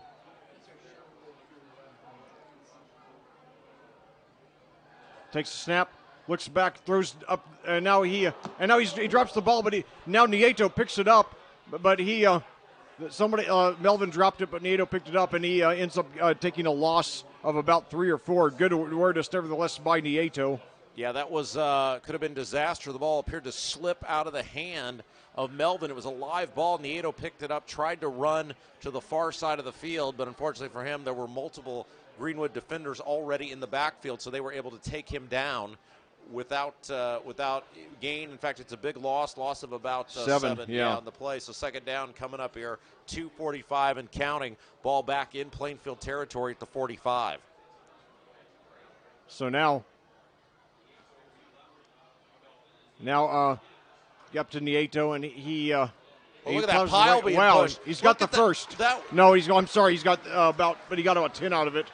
That was an incredible push by the Plainfield line, and Nieto working in conjunction there. They hit him initially at the line of scrimmage and was able to get a gigantic push, which pushed the ball all the way down to the 45-yard line of Greenwood. So it brings up a 3rd down and about 7 yards to go. Indeed. So now screen pass, and it is complete for the first down to Hessing. Yeah, nice job. Hessung just went right down there in the middle of the field, sat down at the 40, caught the ball, spun around, and that was more than enough for the first down. The drive stays alive here. 2:02 and counting as the chains move. 14 apiece the score. Plainfield, though, looking good here as they're inside the Greenwood 40-yard line, 1st and 10. So Hessing with 5 of the 9 receptions so far. Now fakes the handoff, and now over to Hessing on the right side. He breaks tackle. He could go all the way. Yes! Noah Hessling, 42 yards for the touchdown, and the Quakers get the lead back. Yeah, they ran just a quick little out route there to Hessling. He caught it on the sideline and was able to get back into the center of the field where he had one defender to beat, got past an arm tackle, and there was nobody close. Touchdown Plainfield with 1:42 to go in the first. All right.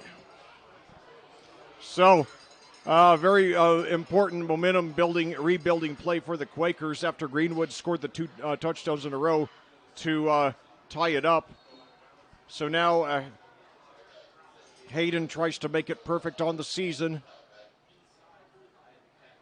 It is up, and it is good. So with 1:42 to go in the first half here, your Plainfield Quakers back on top. They lead the Greenwood Woodmen 21-14 here on AudioSportsOnline.com. Following a 42-yard touchdown pass from Carson Works to Noah Hessing.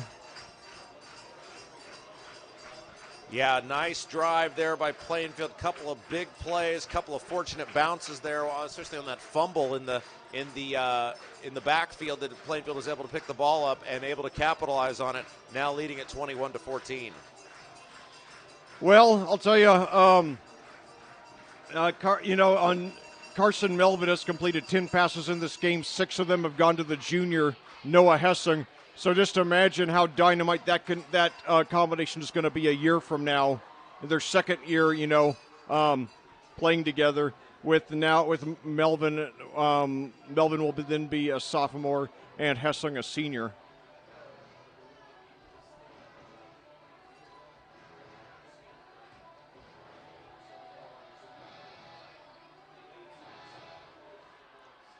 So Hessing, 6 receptions for 99 yards and a touchdown.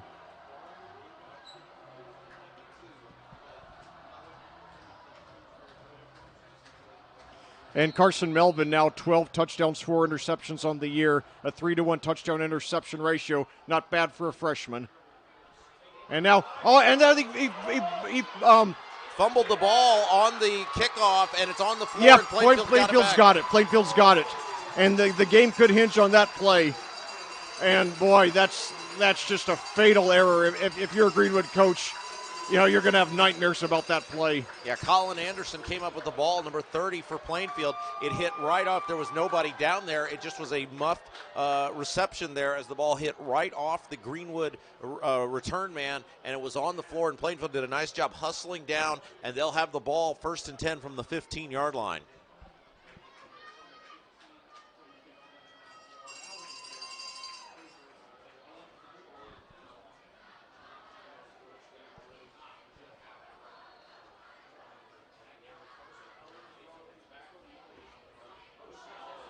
And now Plainfield with a fumble. Nieto picks it up. He's got room to run back to the 20 and nearly got all the way back to the initial line of scrimmage. There was a fumble in the backfield. Nieto was able to run and get it, picked it up at the 30. However, there is a flag down, and it looks like we're going to get a block in the back on Plainfield. I think they're going to hit number 46, Blake Woodard, with it, and he is pleading his case with the official. That was a lucky break by Plainfield not to give that ball back. An incredible play by Nieto to get it back to the initial line of scrimmage, but unfortunately for Plainfield, I think they're going to lose a few yards. Yeah, and I'll tell you, if Greenwood were to get out of this drive without Plainfield scoring any points, that would be the Greenwood player who muffed that kickoff. He would be breathing a big sigh of relief. Well, that's going to be a big penalty. So now all of a sudden, after that great momentum-building play, the Quakers now backed up to their own 38. Still 2 timeouts left, but yeah, that's Greenwood's. They got a little bit of room here, and so Hessing and Springs out to the left, Vanderbush and I believe Hess and Smith to the right, and now Nieto at the line of scrimmage gets around a man, gets over on the right side, gains about 8 there.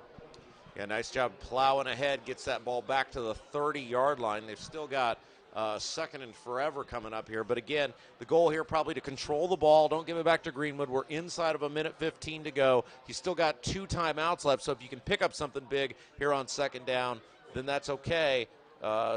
Play a quarterback keeper now as Melvin drives ahead inside the 30 down to the 25. And again, ball control here appears to be the name of the game for Plainfield as we're inside a minute.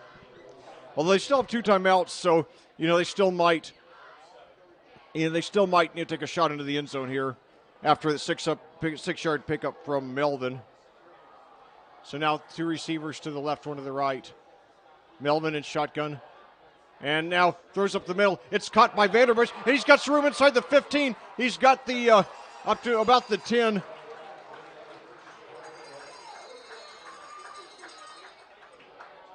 So now all of a sudden, Plainfield, might get the score after all. It's going to be 4th and short here. That was Vanderbush there. I took a short pass up the middle, found some room, and he's going to be. He picked up 15 on it. So decision time here for Plainfield. It's 4th and 4. The ball's inside the 10, so you could certainly bang a field goal through from where he's at, but we'll see what they want to do. Vanderbush there, 15 yards on that reception. He is a senior. He's been playing heavy minutes at various positions, both at quarterback and wide receiver since he was a freshman. He often filled in the last 3 years at quarterback for Aiden Moyers. The two are very, he was more of an option quarterback, but he still had some very good moments at the position. This year, he's moved to a wide receiver full time as Carson Melvin has emerged as probably the best freshman quarterback in the state. Looks like he might be a Mr. Football candidate in 3 years, or maybe he'll be a 2-year Mr. Football candidate as a junior and a senior, like Nick Patterson down the road at Mooresville, who we commentated a couple of weeks ago. So now we got 4th and 2 at the 9 for the Quakers. 31.2 seconds to go, left one timeout. Big play for Greenwood's defense, and now I think Plainfield's hoping to get an offsides against Greenwood here, but we'll see. 14 seconds to go now on the play clock. The snap. Drops back. He's under pressure. He runs with it, and he's brought down, I think, a yard short. Yeah, he lunged that football forward, and unfortunately, I think they're going to say he was down at about the 7. He needed to get to the 5, so it'll be a turnover on downs. It'll be interesting to talk with Brian Woodard on Monday on the Brian Woodard Show about that decision to not kick there, instead to go for it on 4th down. Yeah, I think I would have taken the field goal, because that would at least, answer the 14 consecutive Greenwood points and send you into the locker room with the lead and some momentum. As it is now, Greenwood's going to get the ball, Well, you still have the lead, though. It's 21-14. Yeah, well, I mean, the 2-possession lead, and so now as it is, Greenwood's going to, take the ball to start off the second half with a chance to tie or take the lead with the touchdown of the 2. With the field goal there, that would have been and now Greenwood runs out the clock. Well, what a crazy first half. Your Quakers jump up to a quick 14-0 lead. Greenwood storms back to tie it. Plainfield then takes the lead back and then recovers a muffed kickoff, but fails to convert it into points. And your score at halftime: Plainfield 21, Greenfield 14. Here on AudioSportsOnline.com. Hey, the Beacon Sign Company is a full-service sign company celebrating 20 years in business. Proud sponsor of Plainfield High School football. 317-272-2388, beaconsign.biz. And John Denninger, Jenny Rice, Melissa Sheetzer, Jill Martin are your FC Tucker Plainfield realtors that live, love, and work in the same community as you. Give us a call to help you find your next home or sell your current one. We love our Plainfield community. And Fairway Mortgage, Team Turley offers no money down programs available, and we offer appraisals to teachers, firemen, police officers, and anyone in the medical field and veterans. 317-797-0615, teamturley.com. And CCB Contracting LLC does residential remodeling and new bathrooms and kitchens to room additions and garages. 317-223-8489, ccbcontracting.com. And Geodis is a worldwide third-party logistics company with 8 buildings in Plainfield and 2 buildings in Clayton. Begin your career with Geodis today by applying or walk in to speak with a recruiter. 3870 Ronald Reagan Parkway in Plainfield, Tuesday, Wednesday, Thursday, 9 a.m. to 3 p.m. Interviews and offers on the spot. Work at geodis.com/Plainfield. And BGW Construction is Hendricks County's premier home renovation company. From design to completion, kitchens and baths to outdoor living, BGW has been pleasing homeowners on the west side since 1999. 317-268-4487, BGWConstructionLLC.com. Again, I'm Rob Kendall along with Lex Zorn. We're at Plainfield High School, halftime on the clock here at homecoming as the Plainfield Quakers lead the Greenwood Woodmen by a score of 21-14. Plainfield led at 14-0 before Greenwood came back and tied the game, and then Plainfield able to put one on into the end zone late in the second half, gave them the 21-14 lead. Probably a first half Plainfield feels like they should be up more, but at least they're up something. Yeah, that's right. It's been a real crazy game so far with big plays and wild momentum swings.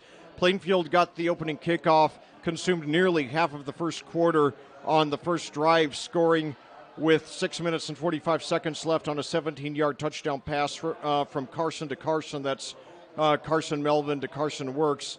Kyle Hayden's extra point made it 7-0, and then Greenwood moved the ball very well on their ensuing drive, however, turned it over on downs at the Plainfield 10, and then a few plays later, on Plainfield's ensuing drive. They scored again on a 70-yard touchdown rush by Juan Nieto III.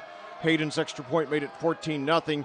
However, Greenwood came storming back with a very odd game plan in which starting quarterback Gavin Rupert was replaced by Jason Riddle, a sophomore, while Rupert, a senior, moved to alternately to running back and wide receiver. And then Rupert, with 9:27 to go in the second quarter, scored on a 27-yard rush. And then Michael Joseph's extra point made it 14-7. And then after the Quakers punted from the Woodman 37, then Jason Riddle scored on a 26-yard touchdown pass to Carter Campbell, and Joseph's extra point tied it at 14. However, Plainfield came storming back on their ensuing possession on a 42-yard touchdown pass from Carson Melvin to Noah Hessing. Hayden's extra point made it 21-14 with Plainfield back in the lead. And then after Greenwood muffed the ensuing kickoff, Plainfield recovered at the Greenwood 10. However, a penalty and a fumble moved them back to their own 38, and they ended up turning it over on downs. And then Greenwood ran out the rest of the clock on a kneel down. A look at the individual statistics for Plainfield. Carson Melvin, business as usual. He's completed 11 of 17 passes for 156 yards, 2 touchdowns, and no interceptions. His leading receiver is Noah Hessing, who has 6 receptions for 99 yards and a touchdown. Meanwhile, Cale Vanderbush has 3 receptions for 31 yards. Cooper Springs has 1 for 9, and Carson Works has 1 for 17 and a touchdown. On the ground, Juan Nieto III is having easily his best game of the season. He's rushed 8 times for 115 yards and a touchdown, the touchdown coming from 70 yards away. In addition, Melvin has rushed 5 times for 9 yards, and Hessing has rushed 1 time for 3 yards. Well, basically, Plainfield, the Plainfield offense has played very well in this game. The only blotch is the 2 drives that they failed to finish off, both of which ended in Woodman territory.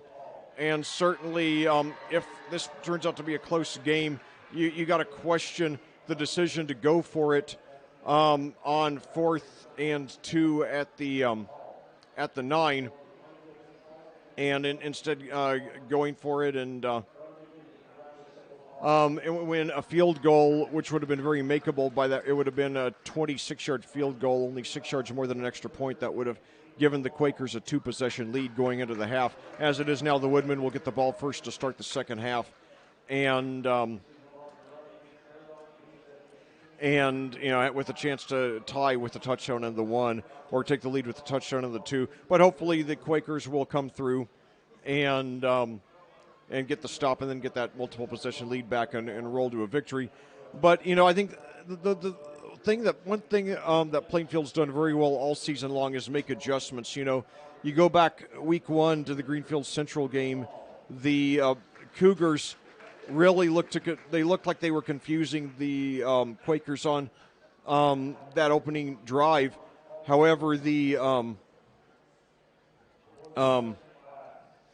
Quakers made a lot of adjustments and largely shut down the wishbone offense of Greenfield Central in the second half as Plainfield rolled to the win. And then 3 weeks ago against Tri-West, the Quakers started off in a 19-0 hole, but then largely contained the Bruin offense the rest of the way until the fourth quarter, when I think our defense was just out of gas. 2 weeks ago against Mooresville, well, I don't think there are more than a dozen teams in the state that could contain Mooresville. They have, 1, maybe 2 BCS players, in Nick Patterson and Gideon Brimage, so there wasn't much we could do to contain them, although we did a good job scoring 42 points in the game. And then last week, Mason Rollman's offense there for Perry Meridian got off to a very good start, but then, we really contained them in the second half. So, I think the thing is, Greenwood, we weren't anticipating the quarterback change that Greenwood did there in the second quarter, where the largely ineffective Gavin Rupert was moved over to running back and wide receiver, where he's more effective, and Jason Riddle came in, and I don't think we were prepared for that. So if we make some adjustments there in the second half, I think that we'll, I think we'll contain their defense enough to continue to maintain control of the game. And as long as the offense, doesn't give this game away, as long as we sustain drives and, play well, good fundamental mistake-free football, I think we're going to hang on to get the win here. So we just got to, play a mistake-free second half, finish drives, take care of business, make a couple of adjustments to slow down their offense. It's not very often that a team does a quarterback change mid-game like that. Greenwood did. I think we were anticipating having Rupert the whole game. So this Riddle guy looks like he's got some talent. So we just got to figure out how to, rattle him a little bit, maybe give him a couple of hits, force him to get rid of the ball, before he wants to. And, an interception or fumble recovery would be all the better. But I think that as good as we've done all year at adjusting to our opponent's offenses, we'll be okay. Right now, I'd just like to, get off topic a little bit. I want to make a couple of corrections last week. Comment when you talk for 3 hours in a row, largely unscripted. Well, I script my pregame show, and that's about it. Everything else, pretty well, is just made up on the spur of the moment, adapting to what has happened. You say you say a few inaccuracies in the game, and I always like to correct myself.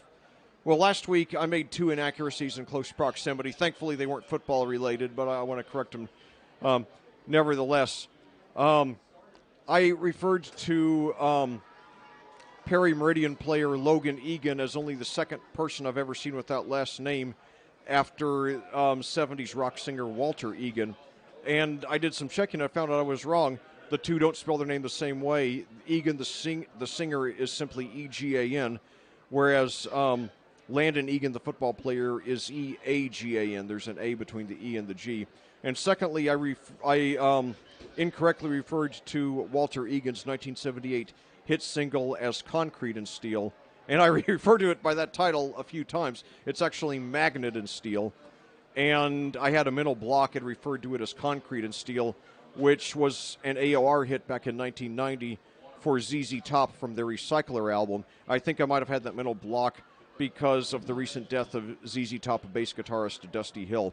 So apologies for that. So glad to have the chance to correct it here. Right now we've got the Plainfield Marching Band on the field. They have quite a spectacular show. I was in the competitive marching band at my alma mater down at Madison Consolidated High School, and that was a lot of fun. I was in the band because I wasn't good enough to play sports. I was good enough to talk about them, but not to play them. So I ended up being a commentator instead of a player. But, yeah, I was in the marching band, and we did not have – I think we had about a 70-member band when I was in high school. And so here we are with Plainfield.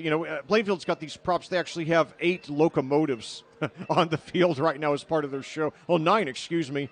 And they have, let's see, 1, 2, 3, 4, 5, 6, 7. 7 xylophones, it looks like. So, and we've got a few dancers. So, yeah, I wish my marching band had been big enough to have a show this elaborate. So nevertheless, it's great to watch. And unfortunately, we never got my band when we were in high school. We never made it to state. We got as far as regional my senior year. We got a 1 at district, and then we moved on to regional, and we didn't quite make the cut. That would have been fun to march at the old Hoosier Dome, as it was then known. So, anyway, we got 7:44 on the pregame clock now. And I just want to take a few seconds now to talk about what the rest of the season holds for Plainfield. First of all, hope you all will get out to Greenwood tomorrow morning for the varsity and freshman game between these two schools. It's always great to get out there and support the kids. Shouldn't be real bad traffic to Greenwood on an early Saturday morning. And then I hope you all will get out a week from tonight out on the southwest side of Indianapolis to see Plainfield challenge their arch rival Decatur Central Hawks. Decatur Central currently on a 12-game winning streak against Plainfield. You know, I was the commentator the last time Plainfield beat Decatur Central. That was 9 long years ago, and I'll never forget it. It was actually a Saturday afternoon game. It started Friday night, finished on Saturday afternoon, and after Decatur Central had scored on a 96-yard touchdown pass from Taylor Douglas to Eli Conlon, the Quakers took the lead with about 42 or 43 seconds to go on a 42 or 43-yard field goal from Morgan Hagee, then a sophomore, future Ball State star. And then Hunter Smith made an interception in the final seconds to clinch it for the Quakers. Since then, however, the Hawks have completely dominated the series, winning 8 consecutive games over the Quakers in the regular season, and even more painfully 4 in the playoffs. So Plainfield's got a lot of demons to slay. Hopefully they'll slay them next week. They're on the southwest side of Indianapolis. Hope you all will get out there to see that longtime rivalry in person. It's supposed to have near perfect weather. The high temperature is supposed to be 72 and sunny for today, for that day. So get out there to the game if you can. And so that should be a barn burner of a game. Decatur Central, a perennial top 10 team, back in 2018. They got all the way to the Class 5A state championship game. And this season, they look like they're maybe not quite the juggernaut they've been in some recent years, but they're always among the top several teams in the state. They always have a few big-time college prospects on the team. And I need to check to see if they have any of the Tracys left. The Tracy family, I don't know how you get so much talent in one family, but it seems like every year they had 3 or 4 Tracys on the team, all of whom were Division I prospects at running back or wide receiver or quarterback. And, they've tormented us a lot over the years, and I think maybe the most heartbreaking play I've commentated in my career, one of the most anyway. You go back to our playoff game against Decatur Central a couple of years ago. We had only lost, I believe we lost by 3 to Decatur Central in the regular season that year. And anyway, the Hawks scored first in that game. And then we got the ball on the Plainfield 30, and Jarrett Stephen took the ball all the way down to the 3, and then on the next play, we were driving for the touchdown, and then one of the Tracy brothers or cousins all emerged from the pile with the ball and took it all the way in for a touchdown, and what was going to be a 7-7 game turned into a 14-0 Decatur Central lead, and the Hawks rolled to an easy win from there. And that play was devastating. And my brother out in the Los Angeles area actually turned the game on right before that play. And he told me he wondered if, somebody had just gotten killed based on the way I sounded. I guess the pain in my voice came through pretty sharply, but that was a devastating play. And it was a more extreme version of what happened a couple of weeks ago at Mooresville when we were about to cut it to 1 in the final minutes, and then Carson Melvin fumbled, and Hogan Denny from Mooresville picked it up, took it all the way back in for the score. And what was going to be a 7-point game turned into a 14-point game. So, you win some, you lose some, but you just got to do the best you can. And so if Plainfield is to get that win next week, that's great. But nevertheless, the Quakers have made a lot of progress tonight. Tonight's one of the best halves of football they've played. We're at the midway point of the regular season now. We've played 4.5 out of 9 regular season games. That's arguably the best half we've played. We have gotten better in every game this year. I think a lot of it is, you get a freshman quarterback. The more he plays, and especially after a couple of weeks ago when he got the green light to start, rushing the ball a lot, he was going to get better week to week as long as he stayed healthy, which thankfully he has. So, the team's gotten better week to week, and I think by the time the playoffs start in 5 weeks, especially if we get the fortune of that first round bye, I think we're going to be ready for the playoffs. And being in the same sectional as Cathedral and Decatur, Cathedral and Decatur Central, there are no guarantees, but we can't control that. But if we control the things we can control, we might be ready to pull off the upset in 5 or 6 weeks. So we'll see. Nevertheless, a lot of exciting football still to be played this season, and it's thrilled that we got Carson Melvin hopefully coming back healthy for 3 more years before he moves on to a BCS school. So certainly it's a lot to feel good about. 79 degrees, by the way. It was 84 right before kickoff. 8:23 your time of day here in Plainfield. So anyway, we've now got 126 to go on the pregame clock, on the halftime clock, excuse me. And now looks like some of the Quakers just starting to emerge from the locker room and get ready for the second half here. Greenwood does get the ball first to start the second half. They have a very unorthodox offense, primarily passing, although they did make a switch in about midway through the first half, replacing Gavin Rupert, the senior, with Brock Riddle, the sophomore. Riddle is he's tall at 6'1", undersized at 155, but he certainly has shown some good. He's certainly run a very unconventional, crafty offense that has gotten the Woodmen back in this game, and it wouldn't surprise me if Greenwood sticks with Riddle the rest of the season, because even though Rupert is good at running with the ball, he's not a very good passer. His throwing is largely off. Coming into tonight, he had completed only 12 of 33 passes for 1 touchdown and 7 interceptions.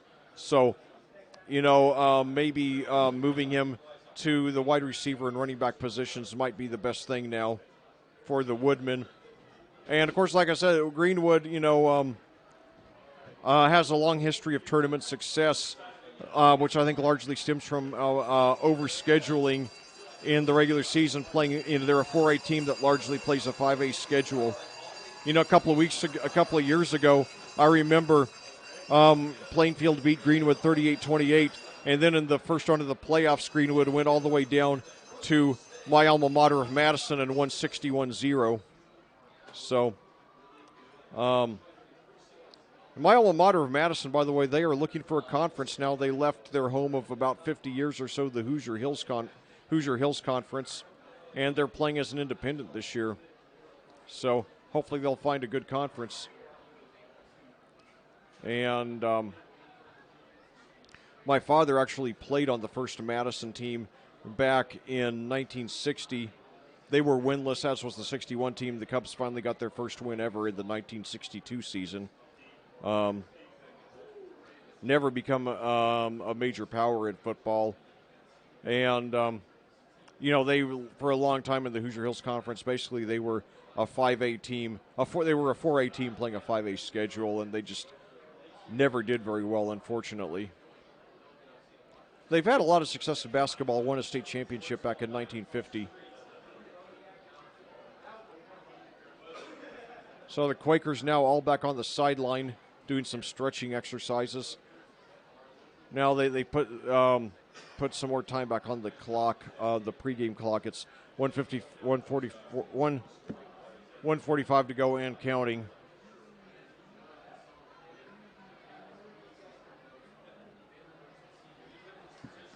Well, and as we get ready to begin the second half, let's thank our sponsors again who make our broadcast possible. They include CCB Contracting, Geodis, Goodell Financial, FC Tucker Homes, Haynes Roofing, Team Turley Fairway Mortgage, Bailey & Wood Financial Group, Marietta CPA, Tropical Smoothie Cafe of Avon, Jimmy Johnson Jack's Donuts of Plainfield, BGW Construction LLC, and the Beacon Sign Company.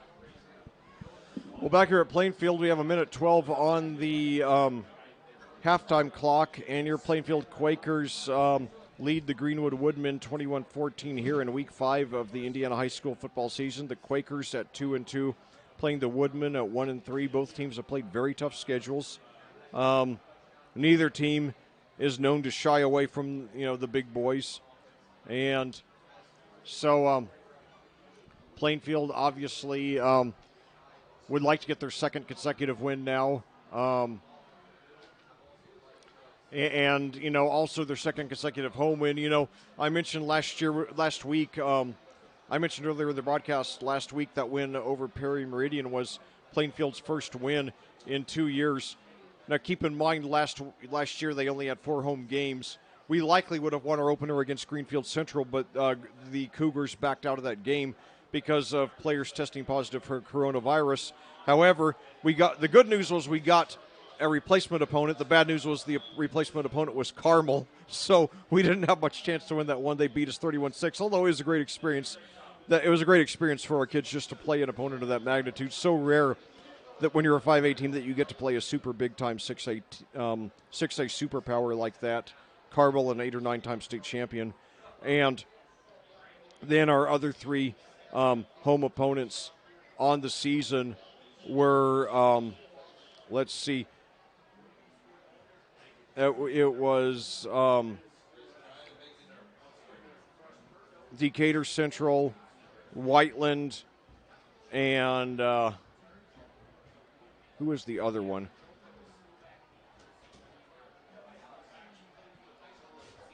Well, irregardless, we're about ready to go with the second half. Plainfield's going to kick it off. Greenwood will receive. They're going to move from right to left on your computer screen.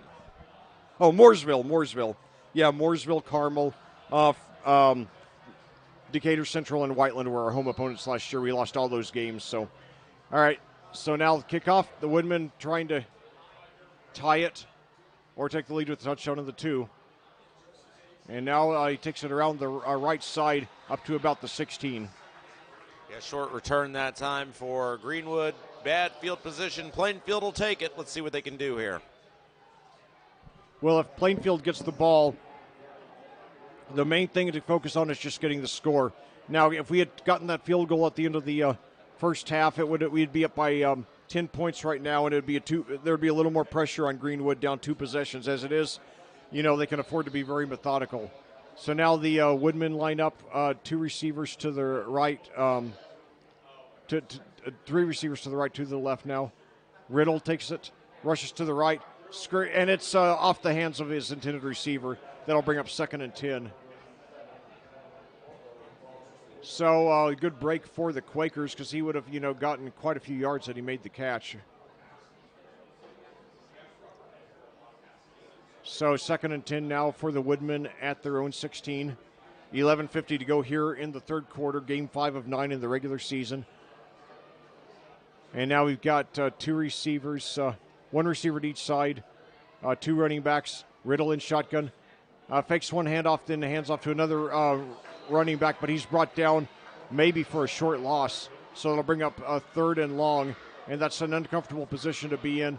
And that was Gavin Rupert, who started the game at quarterback and has moved to running back now.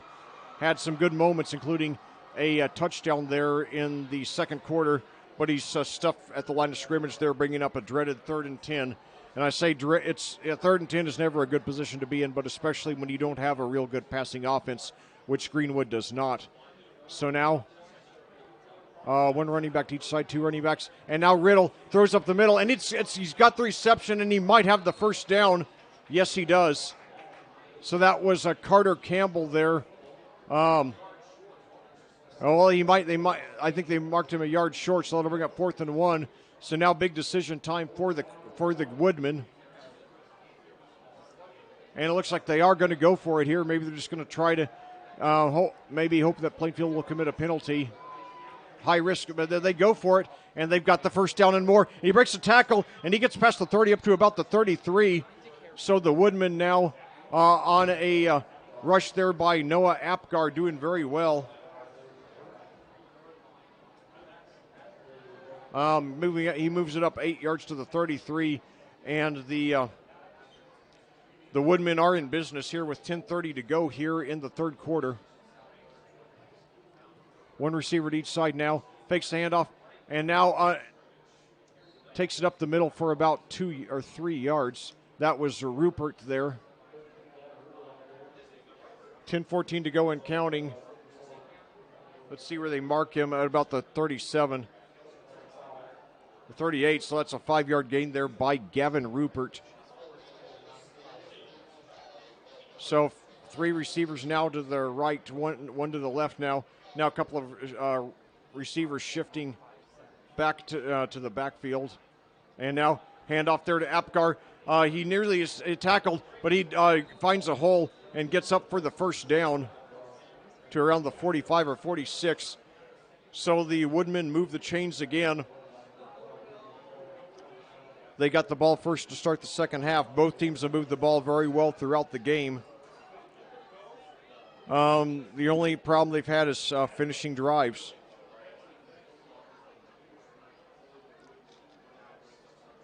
And by the way, hold that thought. Now a big standoff to Apgar. Pitches back. He's got room on the left side, and he's knocked out of bounds right around the 50.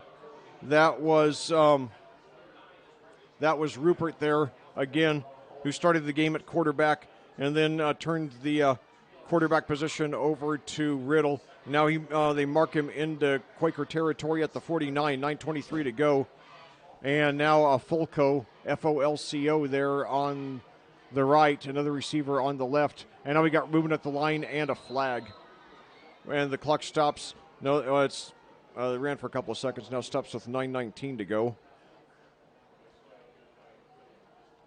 9:19 is the date on Sunday. This is 9:17. Yeah, 9:19 is my mother's birthday. And piece of trivia about my mom, she actually was born the same day, not just the same date, but the same month, day, and year as former Cincinnati Reds Hall of Famer Joe Morgan, who just died a few months ago.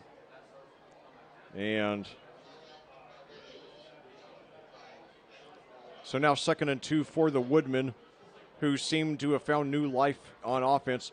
However, the penalty is against them, so it goes back into Quaker territory, or Woodman territory, excuse me, at the 46, going from 2nd and 2 to 2nd and 7. And, I mentioned the Greenwood player who muffed the kickoff and almost gave Plainfield a 14-0 lead, but Plainfield failed to, score on the drive. It reminds me of hold that thought. So now the Woodmen, they line up with 3 receivers to the right, 2 to the left now. Rupert comes over into the backfield. 9:08 to go. Riddle takes a snap, rolls to his right. He's got time, throws it, but his receiver tripped. His receiver fell down, might have had the reception otherwise. But what I was about to say earlier on that reception that Plainfield made, I think it was Vanderbush who was credited for it, and I couldn't see him make the catch and get the foot down from my vantage point. But the thing that always amazed me the most about Marvin Harrison was so many times over the years Peyton threw close to the sideline, and I thought there was no way Marvin was going to get make the catch and get both feet down in bounds, and somehow he did. And it was amazing, always amazing to watch the instant replay where he would just, stick, the foot down so that the toe of the shoe just dragged on the grass. And he was so good at that. And that's why I think Marvin's the second best wide receiver of all time behind, of course, Jerry Rice. Now we got a timeout here. The Woodmen took the first timeout of the second half with 8:50 to go here. And a very important possession for the Woodmen, a very important play at 3rd down and 8, trying to get in this game and tie it, or take the lead with the touchdown and the 2. Plainfield has never trailed in this game, although after they had a 14-0 lead, Greenfield Central did come back to tie it. And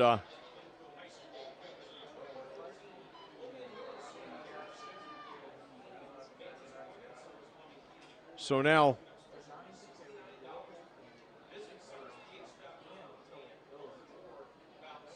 third and 8 for the Woodmen at their own 46, trailing by 7, 8:50 to go in the third quarter. 2 receivers to each side. Rupert, the running back, Riddle in shotgun.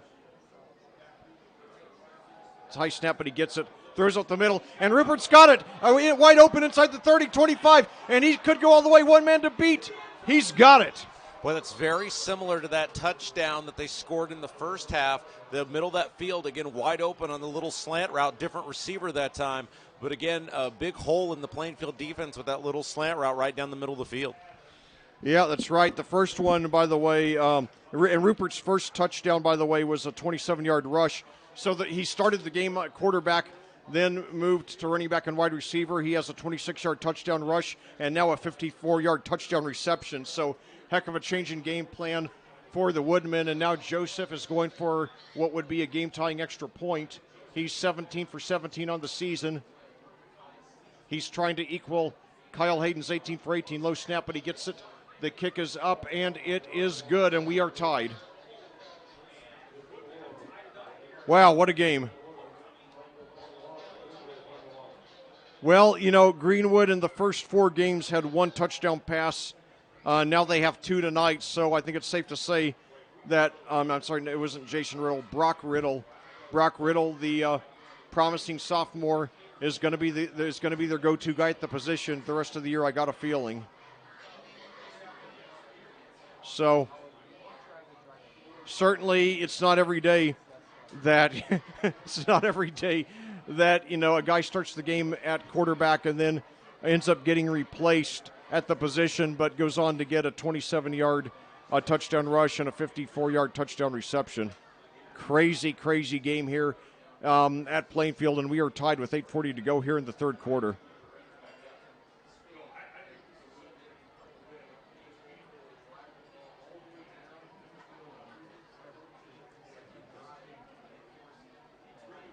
Well,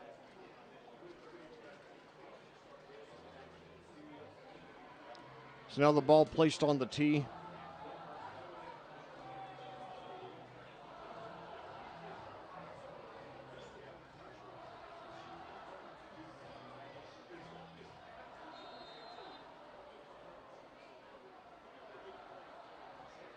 And he approaches the ball.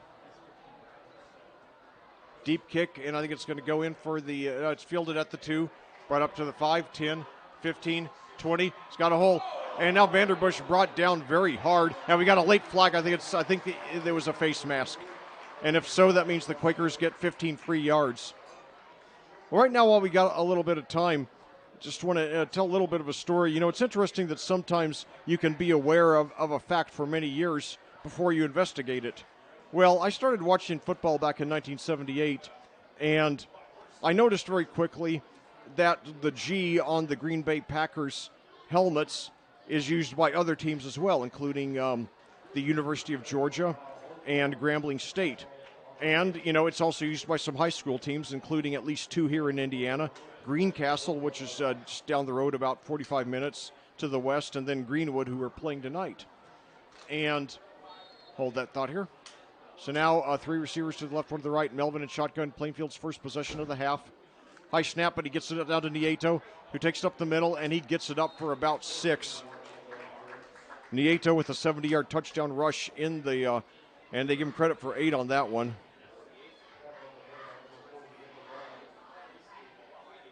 Nieto having his best game of the season by far. Plainfield has let Greenwood come back to tie it twice, but has never trailed. And now Nieto again.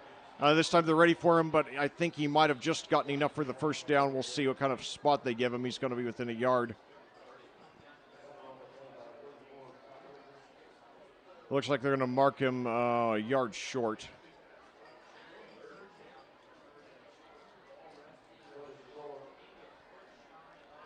So anyway, so it'll be 3rd and 1, I assume.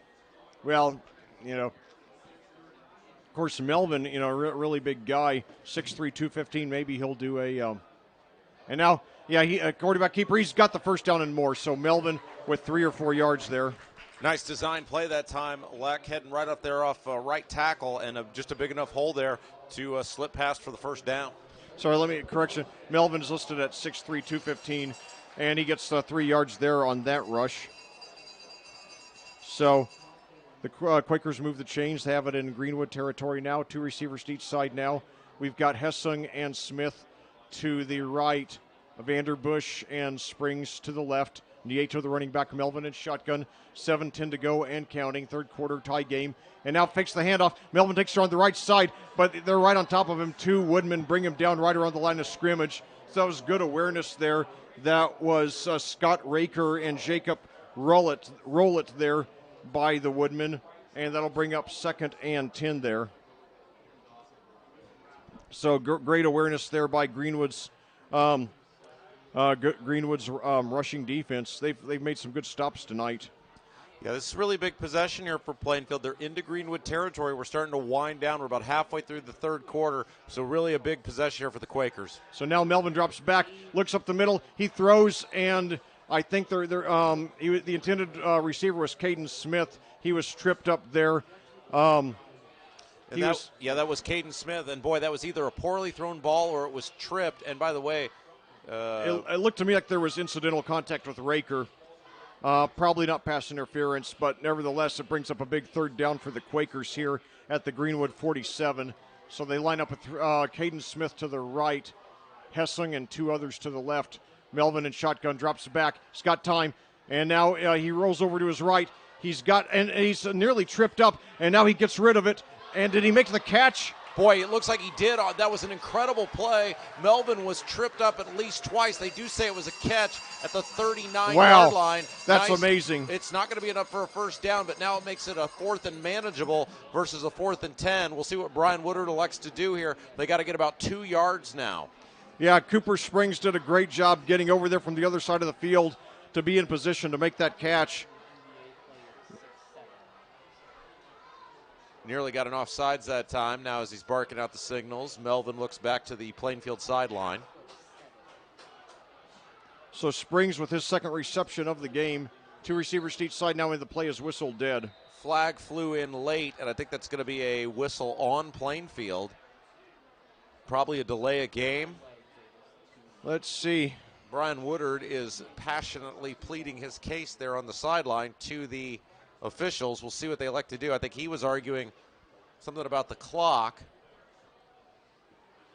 Because usually when that flag comes in from the back, that's a delay of game because the ball hadn't been snapped yet.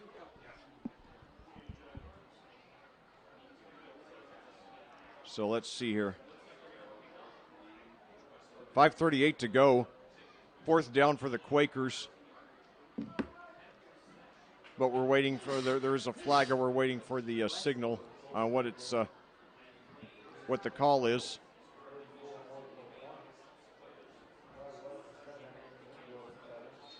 So they're going to keep the ball at the line of scrimmage, and now Plainfield hurries up into formation, maybe trying to. And now Melvin, and he goes up forward for the first down on a rush.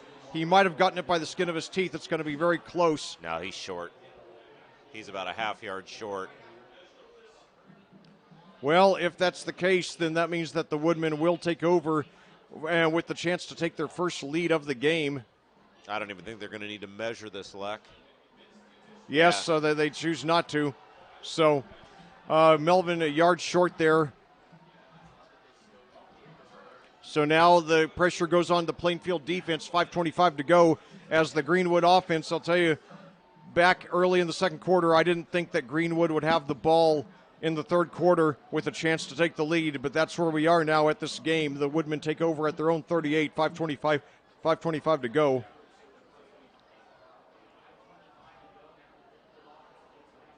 Brock Riddle, the man of the hour for the Woodmen. And now we've got Rupert and Apgar back at the running back. Apgar gets it, and he's got some room, moves around, and breaks a couple of tackles, and he gets up nearly enough for the first down. Apgar, 6'2", 215-pound senior. So now it's going to be 2nd and 2 for the Woodmen, 5:05 to go and counting in the third quarter. They have the ball at their own 46, tied at 21. Fulco to the right. Under center, I formation. Now they give it to Rupert, who's got the first down. Gets up for about 3. But what I was saying, though, I looked up, since that G, that oval-shaped G, best known for the Green Bay Packers, but also used by other high school and college teams, it's almost the shape of a football. And of course, the color scheme varies depending on the team, but the Greenwood High School, hold that thought, 2 receivers to each side now, empty backfield. Riddle, screen pass to Rupert, takes it on the right side, and he gets it over up to almost the first down line, so it's a gain of about 8. So Plainfield's going to have to start getting a stop here. But anyway, I found out that the Green Bay Packers indeed own that G logo, and they simply license it to high school and college teams, including Greenwood. So, and by the way, that's not unique. There are other pro teams that license their logos to high school and college teams as well. A local example, Beechwood High School down in South Marion County is the Hornets. They use the same logo as the Charlotte Hornets NBA team, but that one is coming back. I didn't see the flag. So there you have it. The Green Bay Packers own that oval G logo, and they rent it out to University of Georgia, Grambling State, Greencastle, Greenwood, among others. After 40-some years, I finally found out this week in preparation for this game. So now the ball moves back 1st and 18 after that penalty. Sorry, I didn't see what it was. But a rush up the middle. But this is big, though, for Plainfield is now Greenwood, you know, 1st and 18. Now Plainfield, the main thing Plainfield just has to do is take away the big play, 2nd and 16 now. Although Greenwood's passing offense does appear to be better with Brock Riddle in there instead of Gavin Rupert. So 2nd and 16 now. The Woodmen have it at their own 44, 3:42 to go here in the third quarter. Tied at Plainfield, Game 5 of the regular season. And now Riddle drops back, and it's, nearly intercepted. It is dropped. So now a 3rd and 16. So we just have to get one stop to get the ball back. So that penalty turning out to be huge. So 3rd and 16 now for the Woodmen, 3:33 to go, clock stopped. And if Plainfield gets the ball back, we just got to relax, focus, and take as much time as we need to just score. We got to get the lead back. We're tied now. So 3 receivers to the left, 1 to the right, 1 running back. Riddle under pressure. And we got him for a second. And it's fumbled. Do we have it? I haven't seen the signal. It looks like we do. He got hit. Yes. So Plainfield takes over at the Greenwood 34. The game could turn on that play. Now we just got to convert it into points. We failed to do that when we recovered the muffed kickoff at around the 10. Now we've recovered this fumble at the 34. Maybe the first mistake made by Brock Riddle tonight since he took over at quarterback after Gavin Rupert had another struggling start. It looks like Brock Riddle is going to be the quarterback of the future for the Woodmen. But right now, that mistake could turn out to be very costly for his team. So now Plainfield back in motion, 2 receivers to each side. High snap, fakes the handoff to Nieto. Melvin takes it up himself inside the 30. We got a late flag. Yeah, flag coming in all the way from the back, usually in the area of a hold. It is going to be a hold against Plainfield.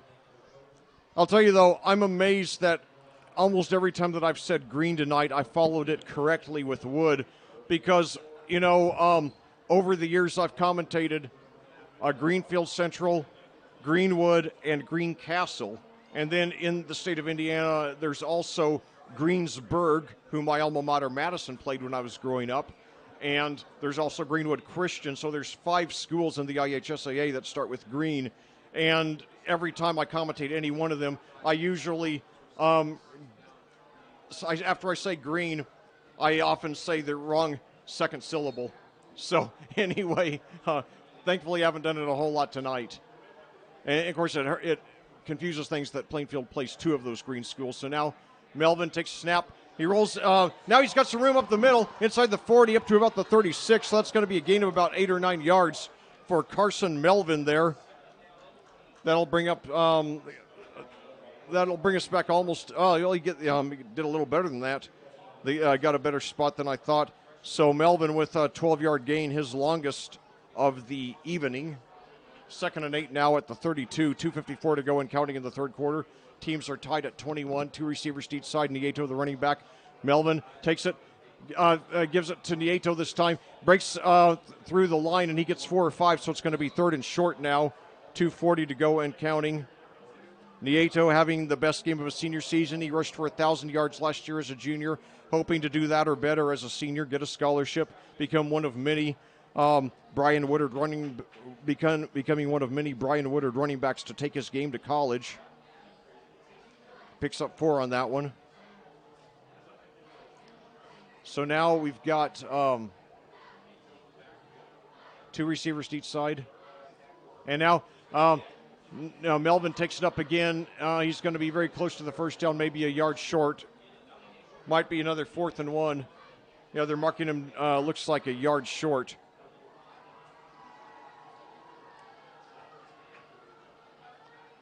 So Plainfield obviously will go for it here. 4th and 1. Very critical play in the game now, 1:45 to go. Don't want to give the ball back to Greenwood with a chance to take the lead. So now 2 receivers each side. And now they're well-anticipated play, and he's brought down in the backfield. So Greenwood in jubilation now as they will get the ball back tied with a chance to take the lead. So what a wild game of sharp momentum swings. And I'll tell you, whoever loses this game is going to point to about 3 times when they failed to finish off a drive. And, of course, Greenwood will point to a couple of turnovers, the lost fumble and the lost muff on the kickoff. So now the Woodmen back in motion on offense. 1st and 10 at their own 27, 1:34 to go. Screen pass, and he makes the catch, but he's right on top. No. Oh, okay. I don't know what he was doing there. There was a fake, but he threw it downfield, not close to anybody. So 2nd and 10 now for the Woodmen. 1:26 to go here in the third quarter. 2 of the longtime members here of the Mid-State Conference, which quietly has become one of the best non-6A conferences in the state.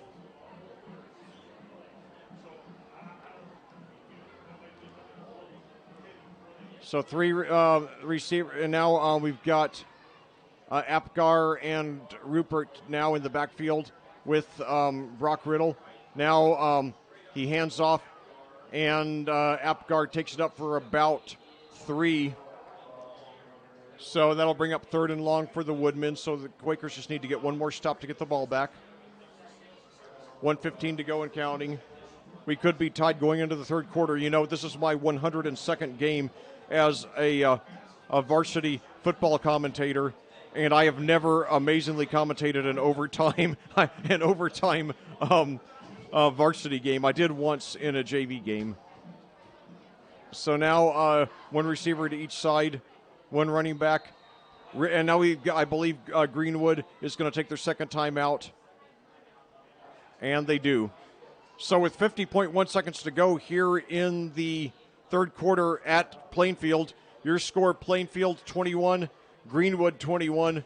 When we resume action, Greenwood will have the ball 3rd and 8 at their own 30. Plainfield scored 2 touchdowns in the first quarter.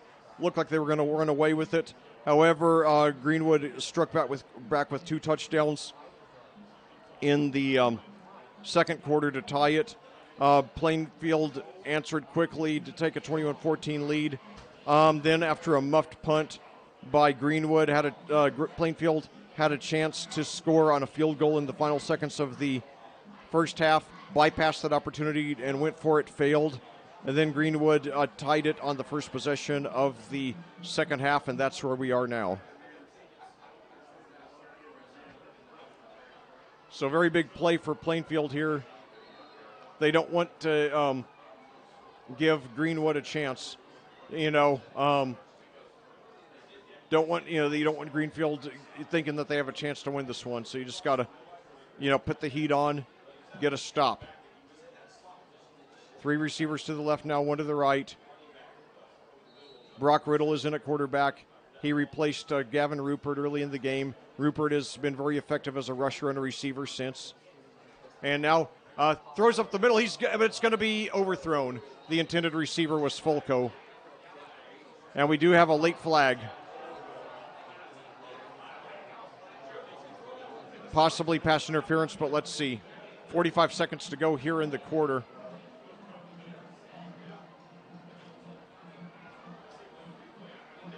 You know, another high school that uses a logo from a professional team, Lafayette McCutcheon, uses the bull from the Chicago Bulls, although McCutcheon is not the Bulls. They're called the Mavericks. So, well, the flag was a few seconds after the play. So apparently it was holding, not pass interference. So it is a first down, nevertheless, for Greenwood at the 40. See right there, I paused after I said Green to make sure I said the right thing afterward. So now one receiver to each side, two running backs. Riddle under center. And he hands off, and he gets up for about 6. That was Apgar there. Apgar, a very powerful player. That'll bring up 2nd and 4 at the Greenwood 46. 27 seconds to go and counting here in the quarter. Although the Woodmen do not have to run a play, and it looks like they might not. They're still standing around the sideline. 15 seconds to go now. 10. No, yeah, so Plainfield goes over to the sidelines. So after 3 quarters of a play, your score here at Plainfield couldn't be any closer.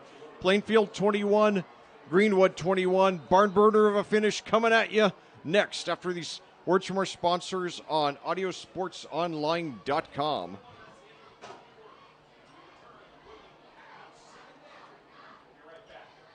Well, so let's just catch you up for what's going on here so far in this game as we move into the final quarter of play here at Red Pride Stadium. With 6:45 to go in the first quarter, Plainfield on the first possession by either team of the game scored on a 17-yard touchdown pass from Carson Melvin to Carson Works. Kyle Hayden's extra point made it 7-0. Then later in that quarter, Juan Nieto, the third, scored on a 70-yard touchdown rush. Hayden's extra point made it 14-0. However, Greenwood came storming back in the second quarter on a 27-yard touchdown rush by quarterback turned running back Gavin Rupert. Michael Joseph's extra point made it 14-7. And then with 3:46 to go in the second quarter, replacement quarterback Brock Riddle passed 26 yards to Carter Campbell for a score. Joseph tied it with his extra point, making the score 14-14. However, Plainfield came storming back on its ensuing possession, taking the lead back on a 42-yard touchdown pass from Carson Melvin to Noah Hessung. Hayden's extra point made it 21-14. And finally, on the first possession of the third quarter, Riddle struck 54 yards to Rupert for a touchdown. Joseph's extra point tied the game at our current score of 21-21. So now starting off the fourth quarter here, handoff there, and he's got some room around the left side. Rupert inside the 30, inside the 25. He could go all the way, and he will. And he's brought down at the 1. Wow. So now Greenwood knocking on the door of taking their first lead. So Gavin Rupert, ineffective as a quarterback, but he's made some huge plays on offense since being replaced at quarterback by sophomore Brock Riddle. And now first and goal at the 2 for the Quakers. I thought he was gone. I didn't until he made the diving tackle, but now he's into the end zone for the touchdown. So now Greenwood takes the first lead of the game with the 11:43 to go, and there's a lot of silence on this. A lot of silence on the Plainfield on the Plainfield side of the bleachers now. I think that was Apgar who took it in there. Nevertheless, very disappointing for Greenwood over Plainfield after leading 14-0 and 21-14. But they're still not out of this yet. They just got to finish drives. And keep in mind, and now Joseph good on the extra point. But yeah, the quarterback change seems to have completely stifled Plainfield and caught them off guard. And you got to give all the credit in the world to Greenwood, especially shaking off that 70-14 loss to Mooresville last week. Granted, Mooresville is a state championship contending team with a Mr. Football contending quarterback, but to lose by that margin is always demoralizing. And I mean, like I said, we lost to Mooresville 2 weeks ago by only 21. Greenwood lost to them a week ago by 56, and yet it's not showing in the way the Woodmen are playing tonight. Let's thank some of our sponsors. The Beacon Sign Company is a full-service sign company celebrating 20 years in business. Proud sponsor of PHS Football, 317-272-2388. BeaconSign.biz. And John Denninger, Jenny Rice, Melissa Sheetzer, Jill Martin, your FC Tucker Plainfield realtors that live, love, and work in the same community as you. Give us a call to help find your next home or sell your current one. We love our Plainfield community. Well, back here at Plainfield, we're about ready to start off the ensuing drive. It's 11:43 to go in the fourth quarter. Greenwood just took the lead for the first time in this game. It is now 28-21. Plainfield has moved the ball well. They've just failed to finish drives for most of the game after those first two possessions. So let's see what they do here, playing from behind for the first time. They have come from behind on a few occasions this year.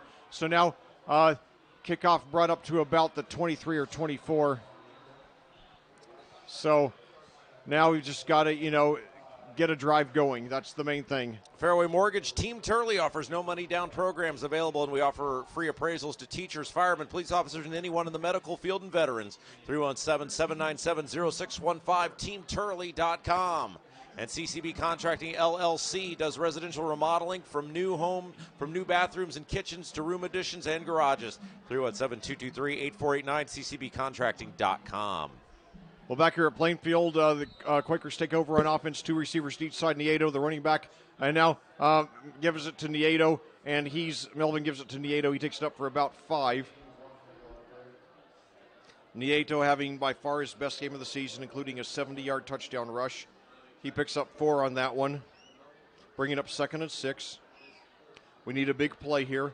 We got plenty of time. We still got all 3 timeouts. We just got to, be methodical, play our A game, and, we're going to get those points back. So now 2 receivers to the right, 1 to the left. Nieto, the running back. Now Melvin gives it. Oh, and it's just over his head. The intended receiver there was Blake Woodard, who scored a touchdown back in the Greenfield Central game back in week 1. But it was just over his head there. So that'll bring up a very critical 3rd and 6. Melvin has completed 12 of 20 passes in this game by my count, 172 yards. Good chance to get 200 yards for the 4th time in his 5 games. Very, very good start for the freshman. He has 12 touchdowns and 4 interceptions so far. So 2 receivers to each side now. Melvin drops back. He's got time. He could run it himself. He throws to Pax. He's got the catch. Did he get it in bounds? Yes, he did. What a great job that time by Pax going up and getting the ball. Actually, I believe that was 15 Mikhail Vanderbush that went up and got it. Okay, 15. Yeah. That time. And just a great job to get that separation there, able to go up in the air, use his height advantage that he had, pull the ball down for a first down for Plainfield. Yeah, Vanderbush is 6'6", so probably on the basketball team here, too. 21 yards on that pickup. So the Quakers now knocking on the door of Greenwood territory. Now screen pass complete inside the 50, inside the 40. That was Cooper Springs there with his third catch of the game.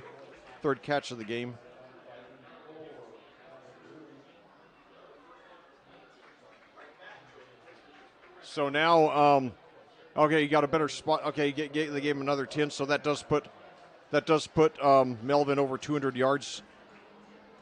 So now, let's see. So the Quakers now in Woodman territory at the 42. Yeah, and Vanderbush at 6'6", certainly a good height advantage. So now 2 receivers to each side. gives the ball to Nieto, and he breaks through, and he's got it past the 30, up to about the 26. So Juan Nieto, the third, he had a 70-yarder for a touchdown tonight, and looked like he had similar aspirations there. Didn't quite go that far, but he did get the first down. So Nieto, after a sluggish start to the season, is starting to come on strong. They give him credit for 16 on that one. I now have him 13 for 148 now. So now, screen pass inside the, and he spins around. He's got the first down up to about the 10. It was Vanderbush again. Nice catch. Caught it in space. Able to spin past one defender and get all the way down to the 10-yard line. It'll bring up first and goal for the Plainfield Quakers. 10-15 to go in the ball game. They're down by a touchdown. Now we just got to finish this one. 16 yards there on the pass from Melvin to Vanderbush. Vanderbush now with 5 receptions in the game. So now 2 receivers to the left. Nieto, the running back. Melvin in shotgun. Takes it. Hands off. He's up the middle. He's going to be up to about the 5 or so. So that'll bring up second down and goal for the Quakers at the 5.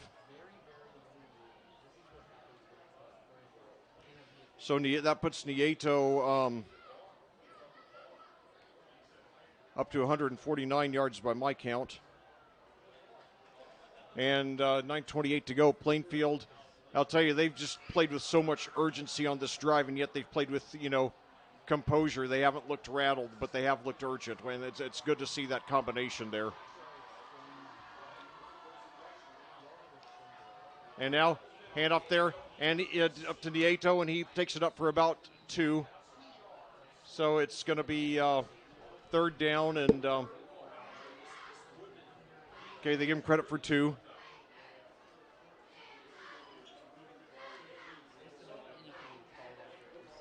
So Nieto had a 70-yard touchdown. Now he takes it up 2 yards to the 3, bringing up third and goal at the 3, 8:45 to go. Plainfield trailing by 7, 3 receivers to the right, 1 to the left. Melvin into the end zone, over his head. So that'll bring up a very critical fourth down. Vanderbush was the intended receiver, just a little bit too high. Boy, it would be devastating if the Quakers turned this over on downs. Well, are they going to go for the field goal here? Maybe.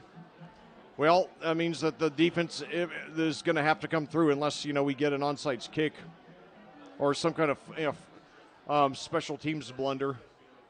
So now Kyle Hayden going for a field goal, which would be his first of the season. He is up, and it is and it is wide right. So after Hayden goes 18 for 18 on extra points on all year. He goes for a 20-yard field goal, the same distance as an extra point, and misses. A devastating blow for the Quakers, especially after they have, their best drive of the first half. So now the defense really has to come through because, if Greenwood gets a score here, especially if they consume several minutes, as they're capable of doing, then Plainfield is in big trouble now, so we better get something going here on defense. Well, 8:38 to go left in the ball game. CCB Contracting LLC does residential remodeling from new bathrooms and kitchens to room additions and garages. 317-223-8489, ccbcontracting.com. So unfortunately, Greenwood taking over at the 20 rather than this spot where the drive ended. So now Rupert, this time they're right on top of him. We do have a late flag, so let's see what that's all about. Hopefully against Greenwood. We need all the gains we can get right there. But, yeah, I'll tell you, if Plainfield loses this game, you got to look at that missed field goal and then the field goal we bypassed late in the first half that would have given Plainfield a 2-possession lead that would have really been a game changer. So now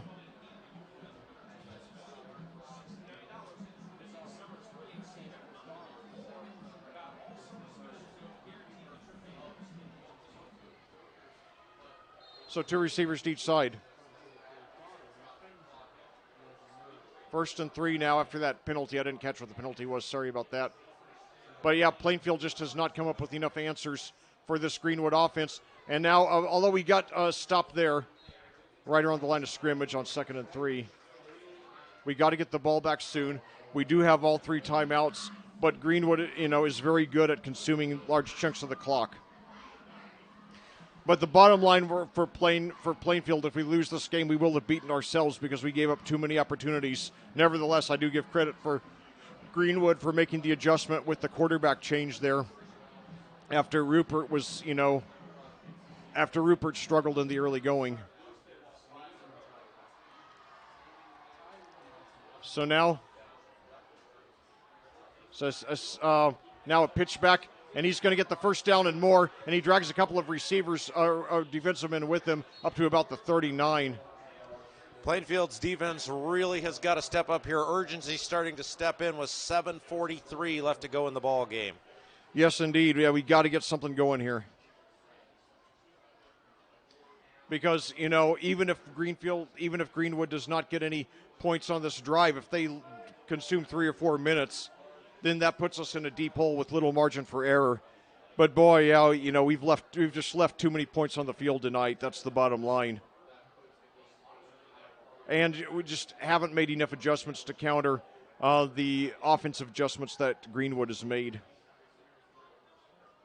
And now, Apgar, we got him after a stop of about 3. He found a hole at the line, but then a few Quakers gathered over to stop him from doing too much damage. He gets 4 there. The clock hits the 7-minute mark. A lot of tense silence here on the Plainfield side. This would be a devastating one to lose. Greenwood probably better than their 1-3 record. Like I said, all 3 of their losses have come to ranked teams, but this is a game that the Quakers should have won, and they still might. But we got to get something going here. So now, now we've right on top of him, and somebody's saying that a couple of Quakers are saying that the ball was fumbled. If that's true, it'd be great. Nevertheless, it's going to be 3rd and relatively long if it's not a fumble. The clock is stopped now at 6:30. No, Plainfield's got it. Plainfield's got it. There's a fumble, and now we got a late flag. And it looks like there's possibly it might have been against it might have been unsportsmanlike conduct against the Woodmen. If that's the case, then 15 free yards for the Quakers, because it looked like Apgar might have been arguing with one of the officials. So let's see what the situation is.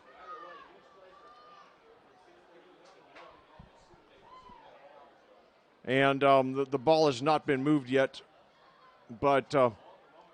And I'll tell you, as a coach, you've got to just always be really, you never want to see unsportsmanlike conduct, if that's what it is, which it might not be. It looks like it's going to be against Plainfield, but I don't think it's going to, it's still going to be our ball. Just not as, not the field position we wanted. So it's a 15-yard penalty against the Quakers. So we start over at our own 41. Nevertheless, I'm just glad we have it back with this much time left, because I was afraid of not getting it back till there was under 5 minutes left. So now we've just got to finish. Finish is the key word for the Quakers right now. So now Smith and Hessing to the left. I believe it's Springs and Vanderbush to the right. Melvin in shotgun. Hands in the fakes to Nieto, gives it over to Vanderbush. He bobbles it, and I think he dropped it. Well, at the same time, though, if he made the catch, he probably wouldn't have gotten much. And as it is, the clock stops. We only lose 4 seconds, so probably not that bad a drop. But we got to get something going here. Yeah, this is really it. And now right we got to. You got an absolute gift getting that ball back, and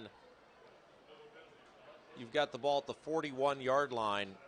It's your own 41, thanks to the penalty. But a great opportunity here, because you've got every play in the playbook still left, because there's 6 minutes and 27 seconds left to go. And now a penalty called against Plainfield. The crowd is certainly not happy about this. It's going to move them back to the 36-yard line, so a 5-yard penalty, maybe a false start there. So now it's a 2nd and 15 coming up for Plainfield. Yeah, we've lost 20 yards there since that gift fumble. And I'll tell you, To have gotten, hold that thought, but two receivers to each side now. Nieto, the running back, and now Vanderbush over to the right. Melvin drops back. Got time. Looks for something. And now he runs with it himself up to the 35-40, out of bounds at about the 41. So it'll be a gain of about 5 there for Carson Melvin. Yeah, he had space that time, Leck, and the problem was he was hemmed in there on the sideline, right near the Plainfield sideline, so he couldn't get back to open space, really, which was right there in the center of the field, but he was able to get the penalty back, brings up a 3rd and 10. So now very big 3rd down for the Quakers. I'd guess they'd probably go for it on 4th down. So anyway, 3 receivers to the right, 1 to the left. And now Melvin, he's got some room. Oh, and he gets rid of it. It's caught. It's got the first down, 45, up to the 40, up to the 39. So that's a 20-yard pickup there. So the Quakers are in business. Boy, did they need that. And not good. Melvin is injured. He's writhing in pain down at about the 43-yard line of Plainfield. He was hit as he was going down. Yes. And he miraculously got the ball off. But that may have been a very costly first down there. What an incredible play by Melvin that time as the training staff is attending to him. All sorts of staff down there around him. Again, he was hit in the lower part of the leg as he was able to project the ball forward. What an incredible pass, and then a nice catch, and they picked up the first down. Now, the good news is it looks like he's moving his leg, which that's a very good sign. Well, hopefully he'll be able to finish out the game. But in the meantime, the backup quarterback for the Quakers is Hunter Newell. He is a sophomore, 6'1", 175. Rob, you and I commentated him a couple of weeks ago in the JV game against Mooresville, and he looked very promising. So, look, the fact that he was able to move it, and he was flexing his knee. Now he's in some pain, so I don't know what. Obviously, exactly it is, but obviously the collective entire Plainfield stands holding their breath as the star of this Plainfield offense, the catalyst quarterback, Carson Melvin, down at the 43-yard line. While they tend to him, let's thank some more of our sponsors. Geodis is a worldwide third-party logistics company with 8 buildings in Plainfield and 2 buildings in Clayton. Begin your career with Geodis today by applying or walk in to speak with a recruiter at 3870 Ronald Reagan Parkway in Plainfield, Tuesday, Wednesday, Thursday, 9 a.m. to 3 p.m. Interviews and offers on the spot. Work at geodis.com/Plainfield. And BGW Construction, as we'll pause real quick. Carson Melvin sitting up now. BGW Construction is Hendricks County's premier home renovation company. From design to completion, kitchens and baths and outdoor living, BGW has been pleasing homeowners on the west side since 1999. 317-268-4487, BGWConstructionLLC.com. He's up. He's going off. Now, it looks like he's moving his both of his legs. He's being helped. But this is a very good sign. Yeah, he's groggy, but he is walking, and he doesn't look like he has any pain on walking on either foot. Yeah, so that hopefully is a very good sign. Obviously, if it were, we don't even want to think about it, but an ACL tear or something of that nature, I don't think he'd be able to be putting that much weight on it, nor would they be letting him do that. Right, yeah. But we'll see what happens here. He is able to make it over to the sideline. Again, he had both of his hands on the shoulders of the training staff. Now he's walking on his own over here. Okay, good. All right. And so hopefully this will just be a momentary, and regardless of what happens, if he can come back in this game, you certainly fear for his future because obviously he is such a dynamic player. So we'll see as the training staff attends to him. But right now back to action. First down and 10 for Plainfield. 6:09 to go in the ball game. Ball at the 39-yard line. Hunter Newell, I just want to tell you good luck. We're all counting on you. The sophomore about to make his first varsity appearance of the season now. 2 receivers to the right, 1 to the left. I believe that's still Nieto in there at running back. Takes the snap, hands off to Nieto. He's got a hole past the 35, past the 30, past the 25. So Juan Nieto the third with a 15-yard pickup, and the Quakers are in business.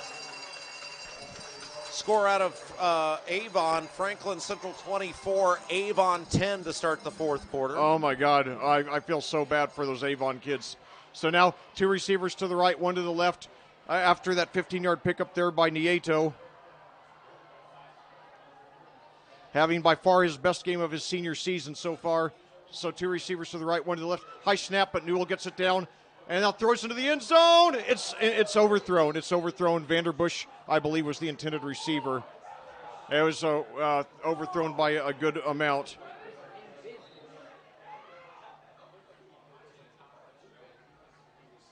So anyway, apparently somebody wanted, at least sounds like a few people over here on the Plainfield side wanted pass interference there. So now Vanderbush to the left, I believe it. Yeah, Hessling and Smith to the right. Nieto, the running back. Hunter Newell, the backup quarterback in shotgun. Hands off to Nieto, and he's hit at the line, but weaves his way up for about 2 or 3. It's still going to be third and fairly long after that short pickup there by Nieto.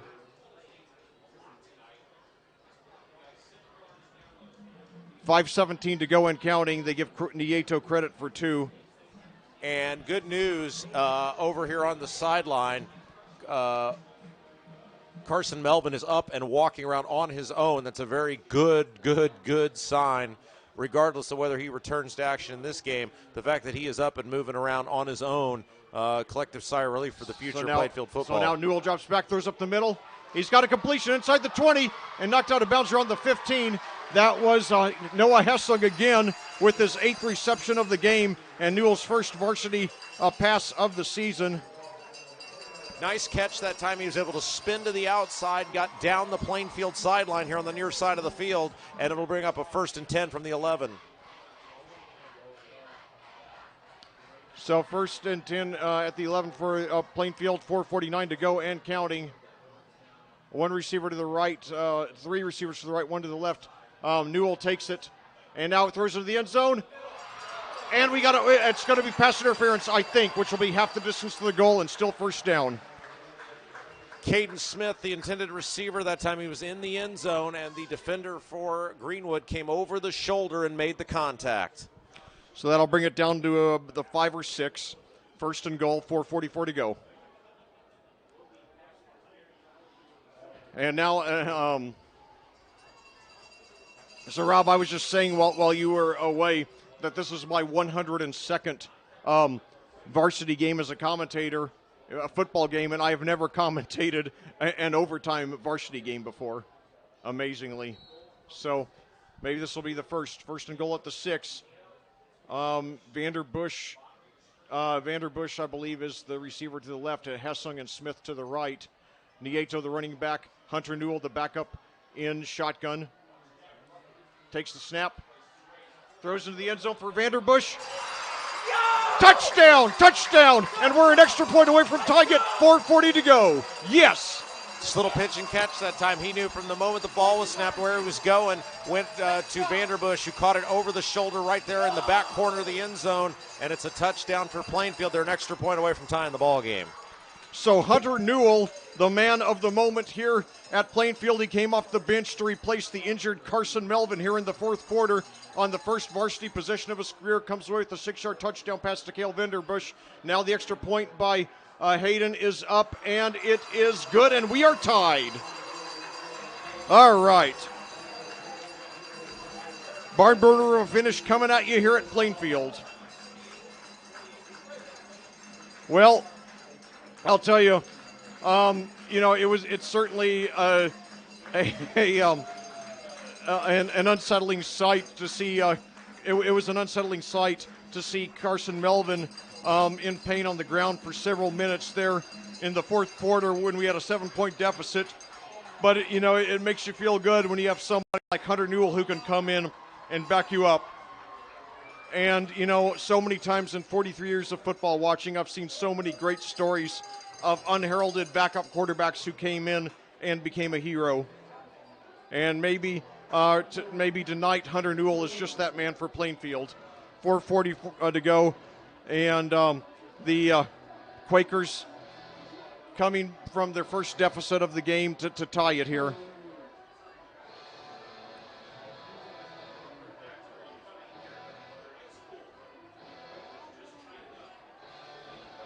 I'll tell you, this is funny. I'm typing the scores into my phone, and when I started to type in Vanderbush's last name, the suggestion that it gave me was Vanderjacked.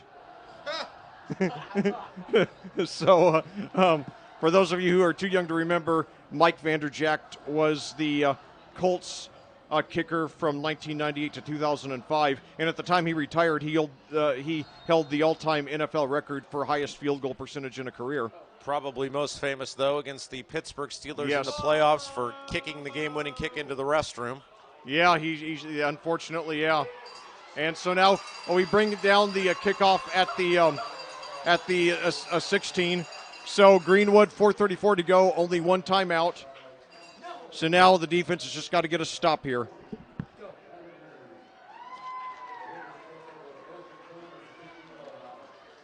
But yeah, it's really sad that all the games that Vanderjacked won for us over the years, and he's remembered for that colossally inept kick, in that Pittsburgh game that would have tied it.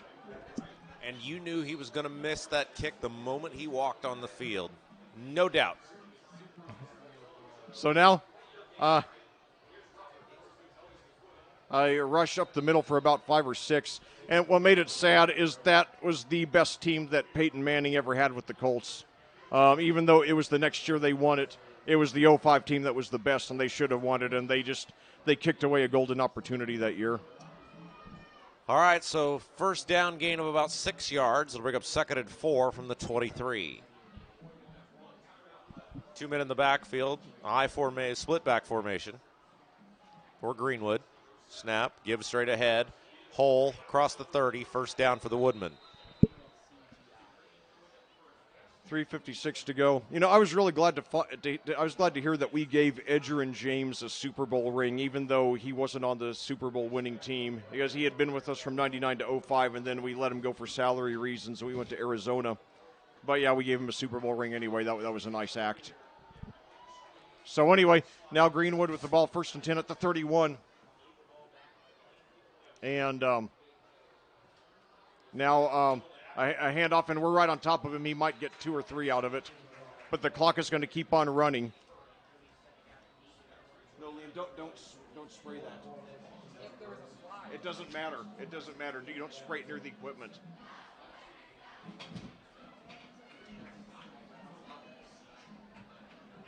So now, second, 3 receivers to the, and now we got 2 receivers, 1 receiver at each side, now 2 running backs. And now fakes the handoff, gives it to the other running back. We're right on top of him, but we got a flag, and he got up to about the 40-yard line, yeah. But that came in. That's in the area of a hold. Let's see. We're waiting on the call here. So if it comes back, which based on the Greenwood players, it looks like it's going to be coming back. So under 3 minutes to go now in the game. We're tied at 28. Plainfield started off like they were going to run away with this one with a 14-0 first quarter lead. It's been a barn burner ever since. One of the big things, Rob, if Plainfield were to lose this game, of course they're tied right now, but, if they were to lose this game, you got to look at how they failed to get any points out of the muff kickoff recovery and then the first fumble recovery.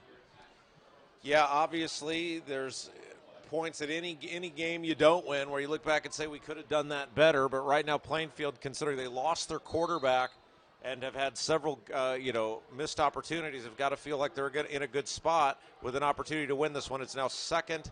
The board says 8, now it's 18. So 2nd and 18 coming up from the 23. And now, okay, we got him, so it's going to be 3rd and long for the Woodmen. They only have 1 timeout, and we got 3 timeouts, so if we get the ball back with about 2 minutes to go, we're probably going to have decent field position and, a full range of options. Yeah, they ran a pitch that time, an option, and he pitched it on the far side of the field. Nice job by the Plainfield secondary coming up there to make that tackle in space for a loss. So 2:15 to go. The clock continuing to tick. Greenwood not stopping it. They're still saving that timeout. And now Riddle looks back, throws up the middle, and did he get the interception? No, they're calling it incomplete. They're saying it hit the ground. Yeah, I thought it did too. Nevertheless, 4th and 20 now for the Woodmen, 2:02 to go. I assume they will punt. So Plainfield will get the ball back. And now Noah Hessing back deep to receive for the Quakers, standing at his own 42 now. Yeah, some nice ball hawking that time by the Plainfield secondary. I believe that was number 1, Caden Vanderbush, who almost picked up that interception that time. But as a result, it'll be 4th down, and Greenwood will punt it away. Yeah, Caden Vanderbush, 6'4", so obviously height runs in the Vanderbush family. Kale is 6'6". So now deep punt. Hessing takes it at the 40. He's got some room over at the 45, 50, 45, 40, inside the 40 up to about the 38, and we got a late flag. Hopefully that's going to be a good screen, Wood. Yeah, it's going to be a horse collar. They got inside the shoulder pads there as they took him down, so a great job. And, give him a lot of credit there, Hessung. He delayed that return. He let the space come up. He didn't go right away, and he knew there was an opening to the near side of the field, and so it was able to get it all the way down to the 36 plus whatever the penalty will be. So it's going to be in business big time for the Plainfield Quakers. So, yeah, he took it down to the 36, and they're going to tack on some yards.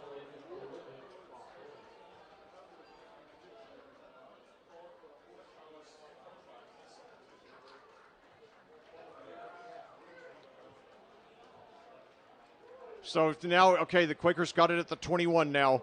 So that 150 to go, all 3 timeouts, full range of options. And you got to, and they're still sending in Newell. So I don't know if there's any possibility of Melvin coming back to play in this game, but nevertheless, Newell showing himself to be capable on that last drive. So now Vanderbush to the left, 2 receivers to the right, handoff there to Nieto. He's inside the 20, inside the 15, drags his way up to about the 12, so that's going to be very close to the first down. And I would imagine that the Quakers are just going to let the clock keep ticking for the time being, so that to try to run off most of it, so that if Greenwood does get the ball back, there will be very little time left. And remember, the Quakers do have all 3 of their timeouts. So 2nd and 1 now at the 12, 1:22 to go and counting. Vanderbush to the left, 2 receivers to the right. Nieto gets it again. They're right on top of him, but he might have the first. The clock stops with 1:15 to go. I think they're going to move the chains. Yeah, he did get it. He did get it to the 10. So decision time here for Brian Woodard. Greenwood can only stop the clock one more time. And now I would assume, although you did miss a field goal earlier, you're setting yourself up to win this game. The ball is in the center of the field. Yep. So now same formation here. And now Newell looks over to the sideline. It looks like we've got Hessung and Smith out to the right. Vanderbush to the left. Nieto, the running back. Hunter Newell, the backup quarterback in the game now in shotgun. He's done a solid job since replacing Carson Melvin in the last possession. Now Nieto gets it again. He's inside the 10, up to about the 6. 43 seconds to go and counting. Yeah, and that was a big help there that time, because now Plainfield can try to put the ball in the end zone, which I'm sure they want to do. Again, Greenwood can only stop the clock one time, although it doesn't appear Plainfield's in any hurry. And, that's risky. And now Brian Woodard's going to spend a timeout. That's risky because if you leave it up to your kicker, you've got an opportunity with all 3 timeouts to run any play you want. And as well as Nieto has run the football here, you'd think you'd want to give him a couple of cracks to get into the end zone to take that out of the hands of the kicker. Yeah, because even though Kyle Hayden is 19 for 19 on the season on extra points, you just wonder if he's a little bit psychologically unsettled from missing that 20-yard field goal attempt earlier in this game. So that's something to consider. But nevertheless, Hunter Newell doing a great job. And certainly we hope Carson Melvin will be back next week for that big Decatur Central game. But we are, comforted to know that Hunter Newell, Rob, you and I got a good look at him there in that JV game a couple of weeks ago against Mooresville, where he played very well. But obviously, it carries more weight when you see what he can do against a varsity team. So obviously, we're feeling a little bit better about his abilities tonight. And, again, only a sophomore, so he's going to be with us a couple more years. So so now Hessung, Vanderbush, and one other receiver to the right. We got one receiver to the left. And now Newell into the end zone, and it's overthrown. I am absolutely shocked they put the ball in the air right there, Leck. I'm happy that nothing bad happened, but I am very surprised.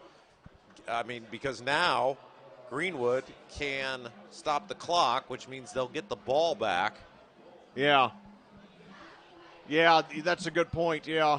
I know they were trying to get that touchdown to seal the deal, and they thought that was the best way to get the touchdown. But, man, you just open yourself up to so much when you put the ball in the air. The snap, the drop, he's got to hold on to it, don't get it intercepted. But, hey, Brian Woodard said, we came here to win, baby. Well, 3rd and 6 now. At 3rd and goal at the 6, 21.3 seconds to go. Game tied. Vanderbush to the left. Nieto, the running back. Hunter Newell in shotgun. And now we've got a timeout here. Timeout, I believe Plainfield's taking their second timeout. Wow. Well, for those of you just joining us, here's the status. The score, Plainfield 28, Greenwood 28. Plainfield has the ball. 3rd down and goal at the 6 with 21.3 seconds to go. Starting quarterback Carson Melvin suffered what appeared to be some kind of leg injury on the last possession. The backup sophomore Hunter Newell came into the game and led the Quakers to a game-tying touchdown. Now, after forcing Greenwood to a 3-and-out, the Quakers took the ball and have driven it all the way to the 6. And, of course, Noah Hessing helped set it up with a 24-yard punt return from the Plainfield 40 to the Greenwood 36, followed by a some kind of personal foul that moved the ball from the 36 to the 21. Then a couple of Juan Nieto rushes moved it up to the 12 and then to the 6, followed by I'm sorry.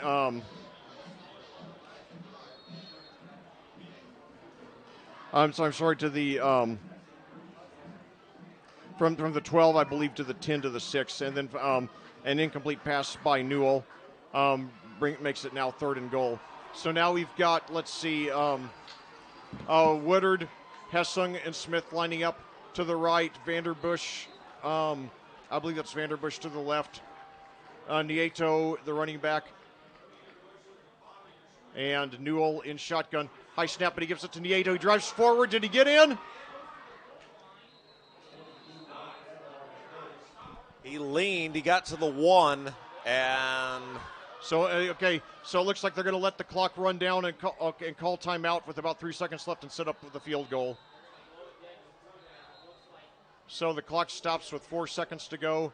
Plainfield takes its last timeout, so we assume that that Kyle Hayden will be out to kick the game-winning field goal.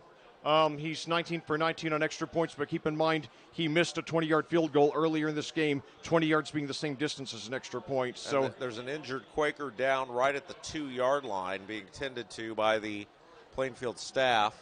Didn't get a number.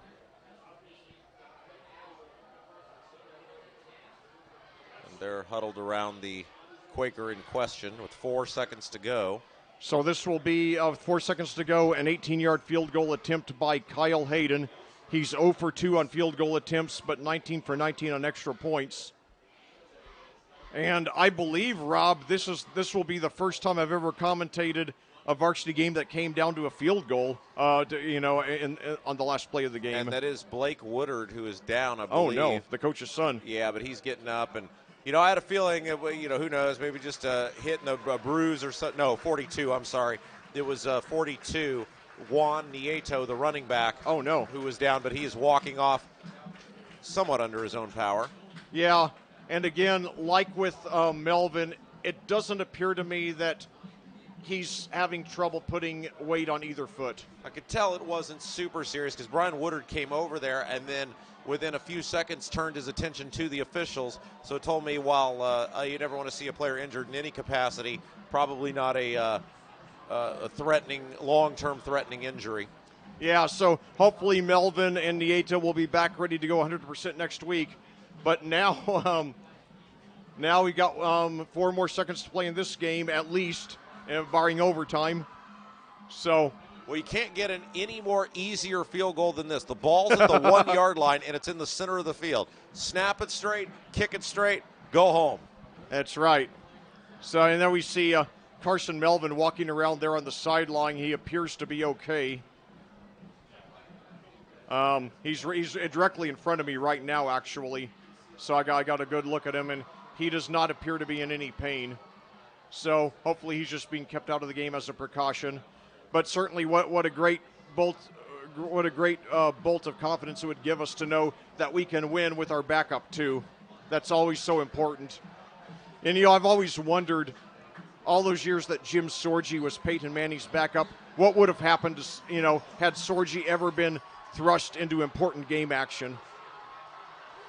And so here we go for the game. We're tied, an 18-yard field goal with 4 seconds to go by Kyle Hayden. The kick is up. It's good. It's good. The clock stops with 0.2 seconds to go. Looks like the Quakers are going to win it. And now the clock reads 0, so let's see. The clock did stop with 0.02 to go. Let's see. Yeah, and I think the officials are signaling that there's going to be 1 second left to go in the ball game.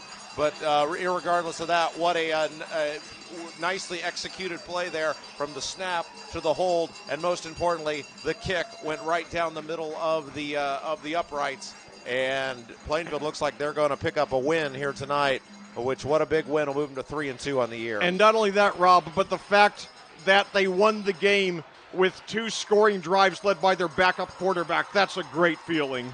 Yeah, you got to think about that. They scored 10 points in the fourth quarter with a backup quarterback, and we talked about seeing Newell in the JV game and how impressive he was. And we've talked with Coach Woodard about having that luxury of having a player of his caliber as your backup quarterback, and he is certainly going to be the hero here tonight, leading that drives plural, in the fourth quarter to pick up what looks like to be a Plainfield win. Yeah, that's right. And they've reset the clock to 1 second. But nevertheless, what a thriller it was. And, one of the best games I've ever had the honor and pleasure of commentating. It gives Plainfield its first winning streak of the season and gives them 2 consecutive home wins after winning no home games last year and losing their first this year to Tri-West. So, they were on a 5-game home losing streak, so now they've turned that in the last 2 weeks into a 2-game winning streak, which is a great feeling. And the thing is, it's great to have a superstar quarterback, the magnitude of Carson Melvin, but there's always the fear that what happens if he goes down. And tonight we found out that he goes down, we still got a shot. So, and somebody just took a timeout here. I think Greenwood took their last timeout. But yeah, it's so good to know now that, certainly we hope Carson Melvin and Juan Nieto III, for that matter, will be back next week for that big showdown at Decatur Central. But it's good to know that we've got, a quality backup quarterback in there, and, a quarterback who probably would start, for the majority of varsity teams in the state right now. Well, you got 2 options here if you're Greenwood. You can try to get down before the clock expires, which would be difficult, or you can just don't go down, right? I mean, what do you tell the guys? Don't go down. You can throw it backwards all you want. Just don't go down. Yeah, and you go back to that Cal Stanford game in 1982. One of the guys said that somebody said in the huddle before the play, just don't, just keep the ball alive. And then they did that with 5 laterals through the Stanford band. Well, the sad thing about that, Leck, is that play, there's no way with review being a thing today that play would have stood up. But, hey. I don't think so. Probably not. I'm glad it did. So here we go. This should be the final play of the game.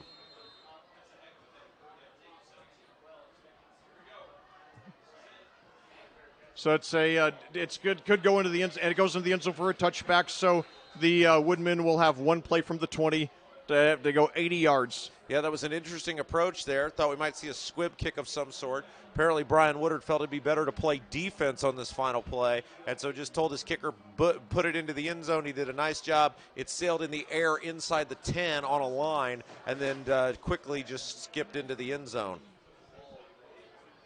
So now,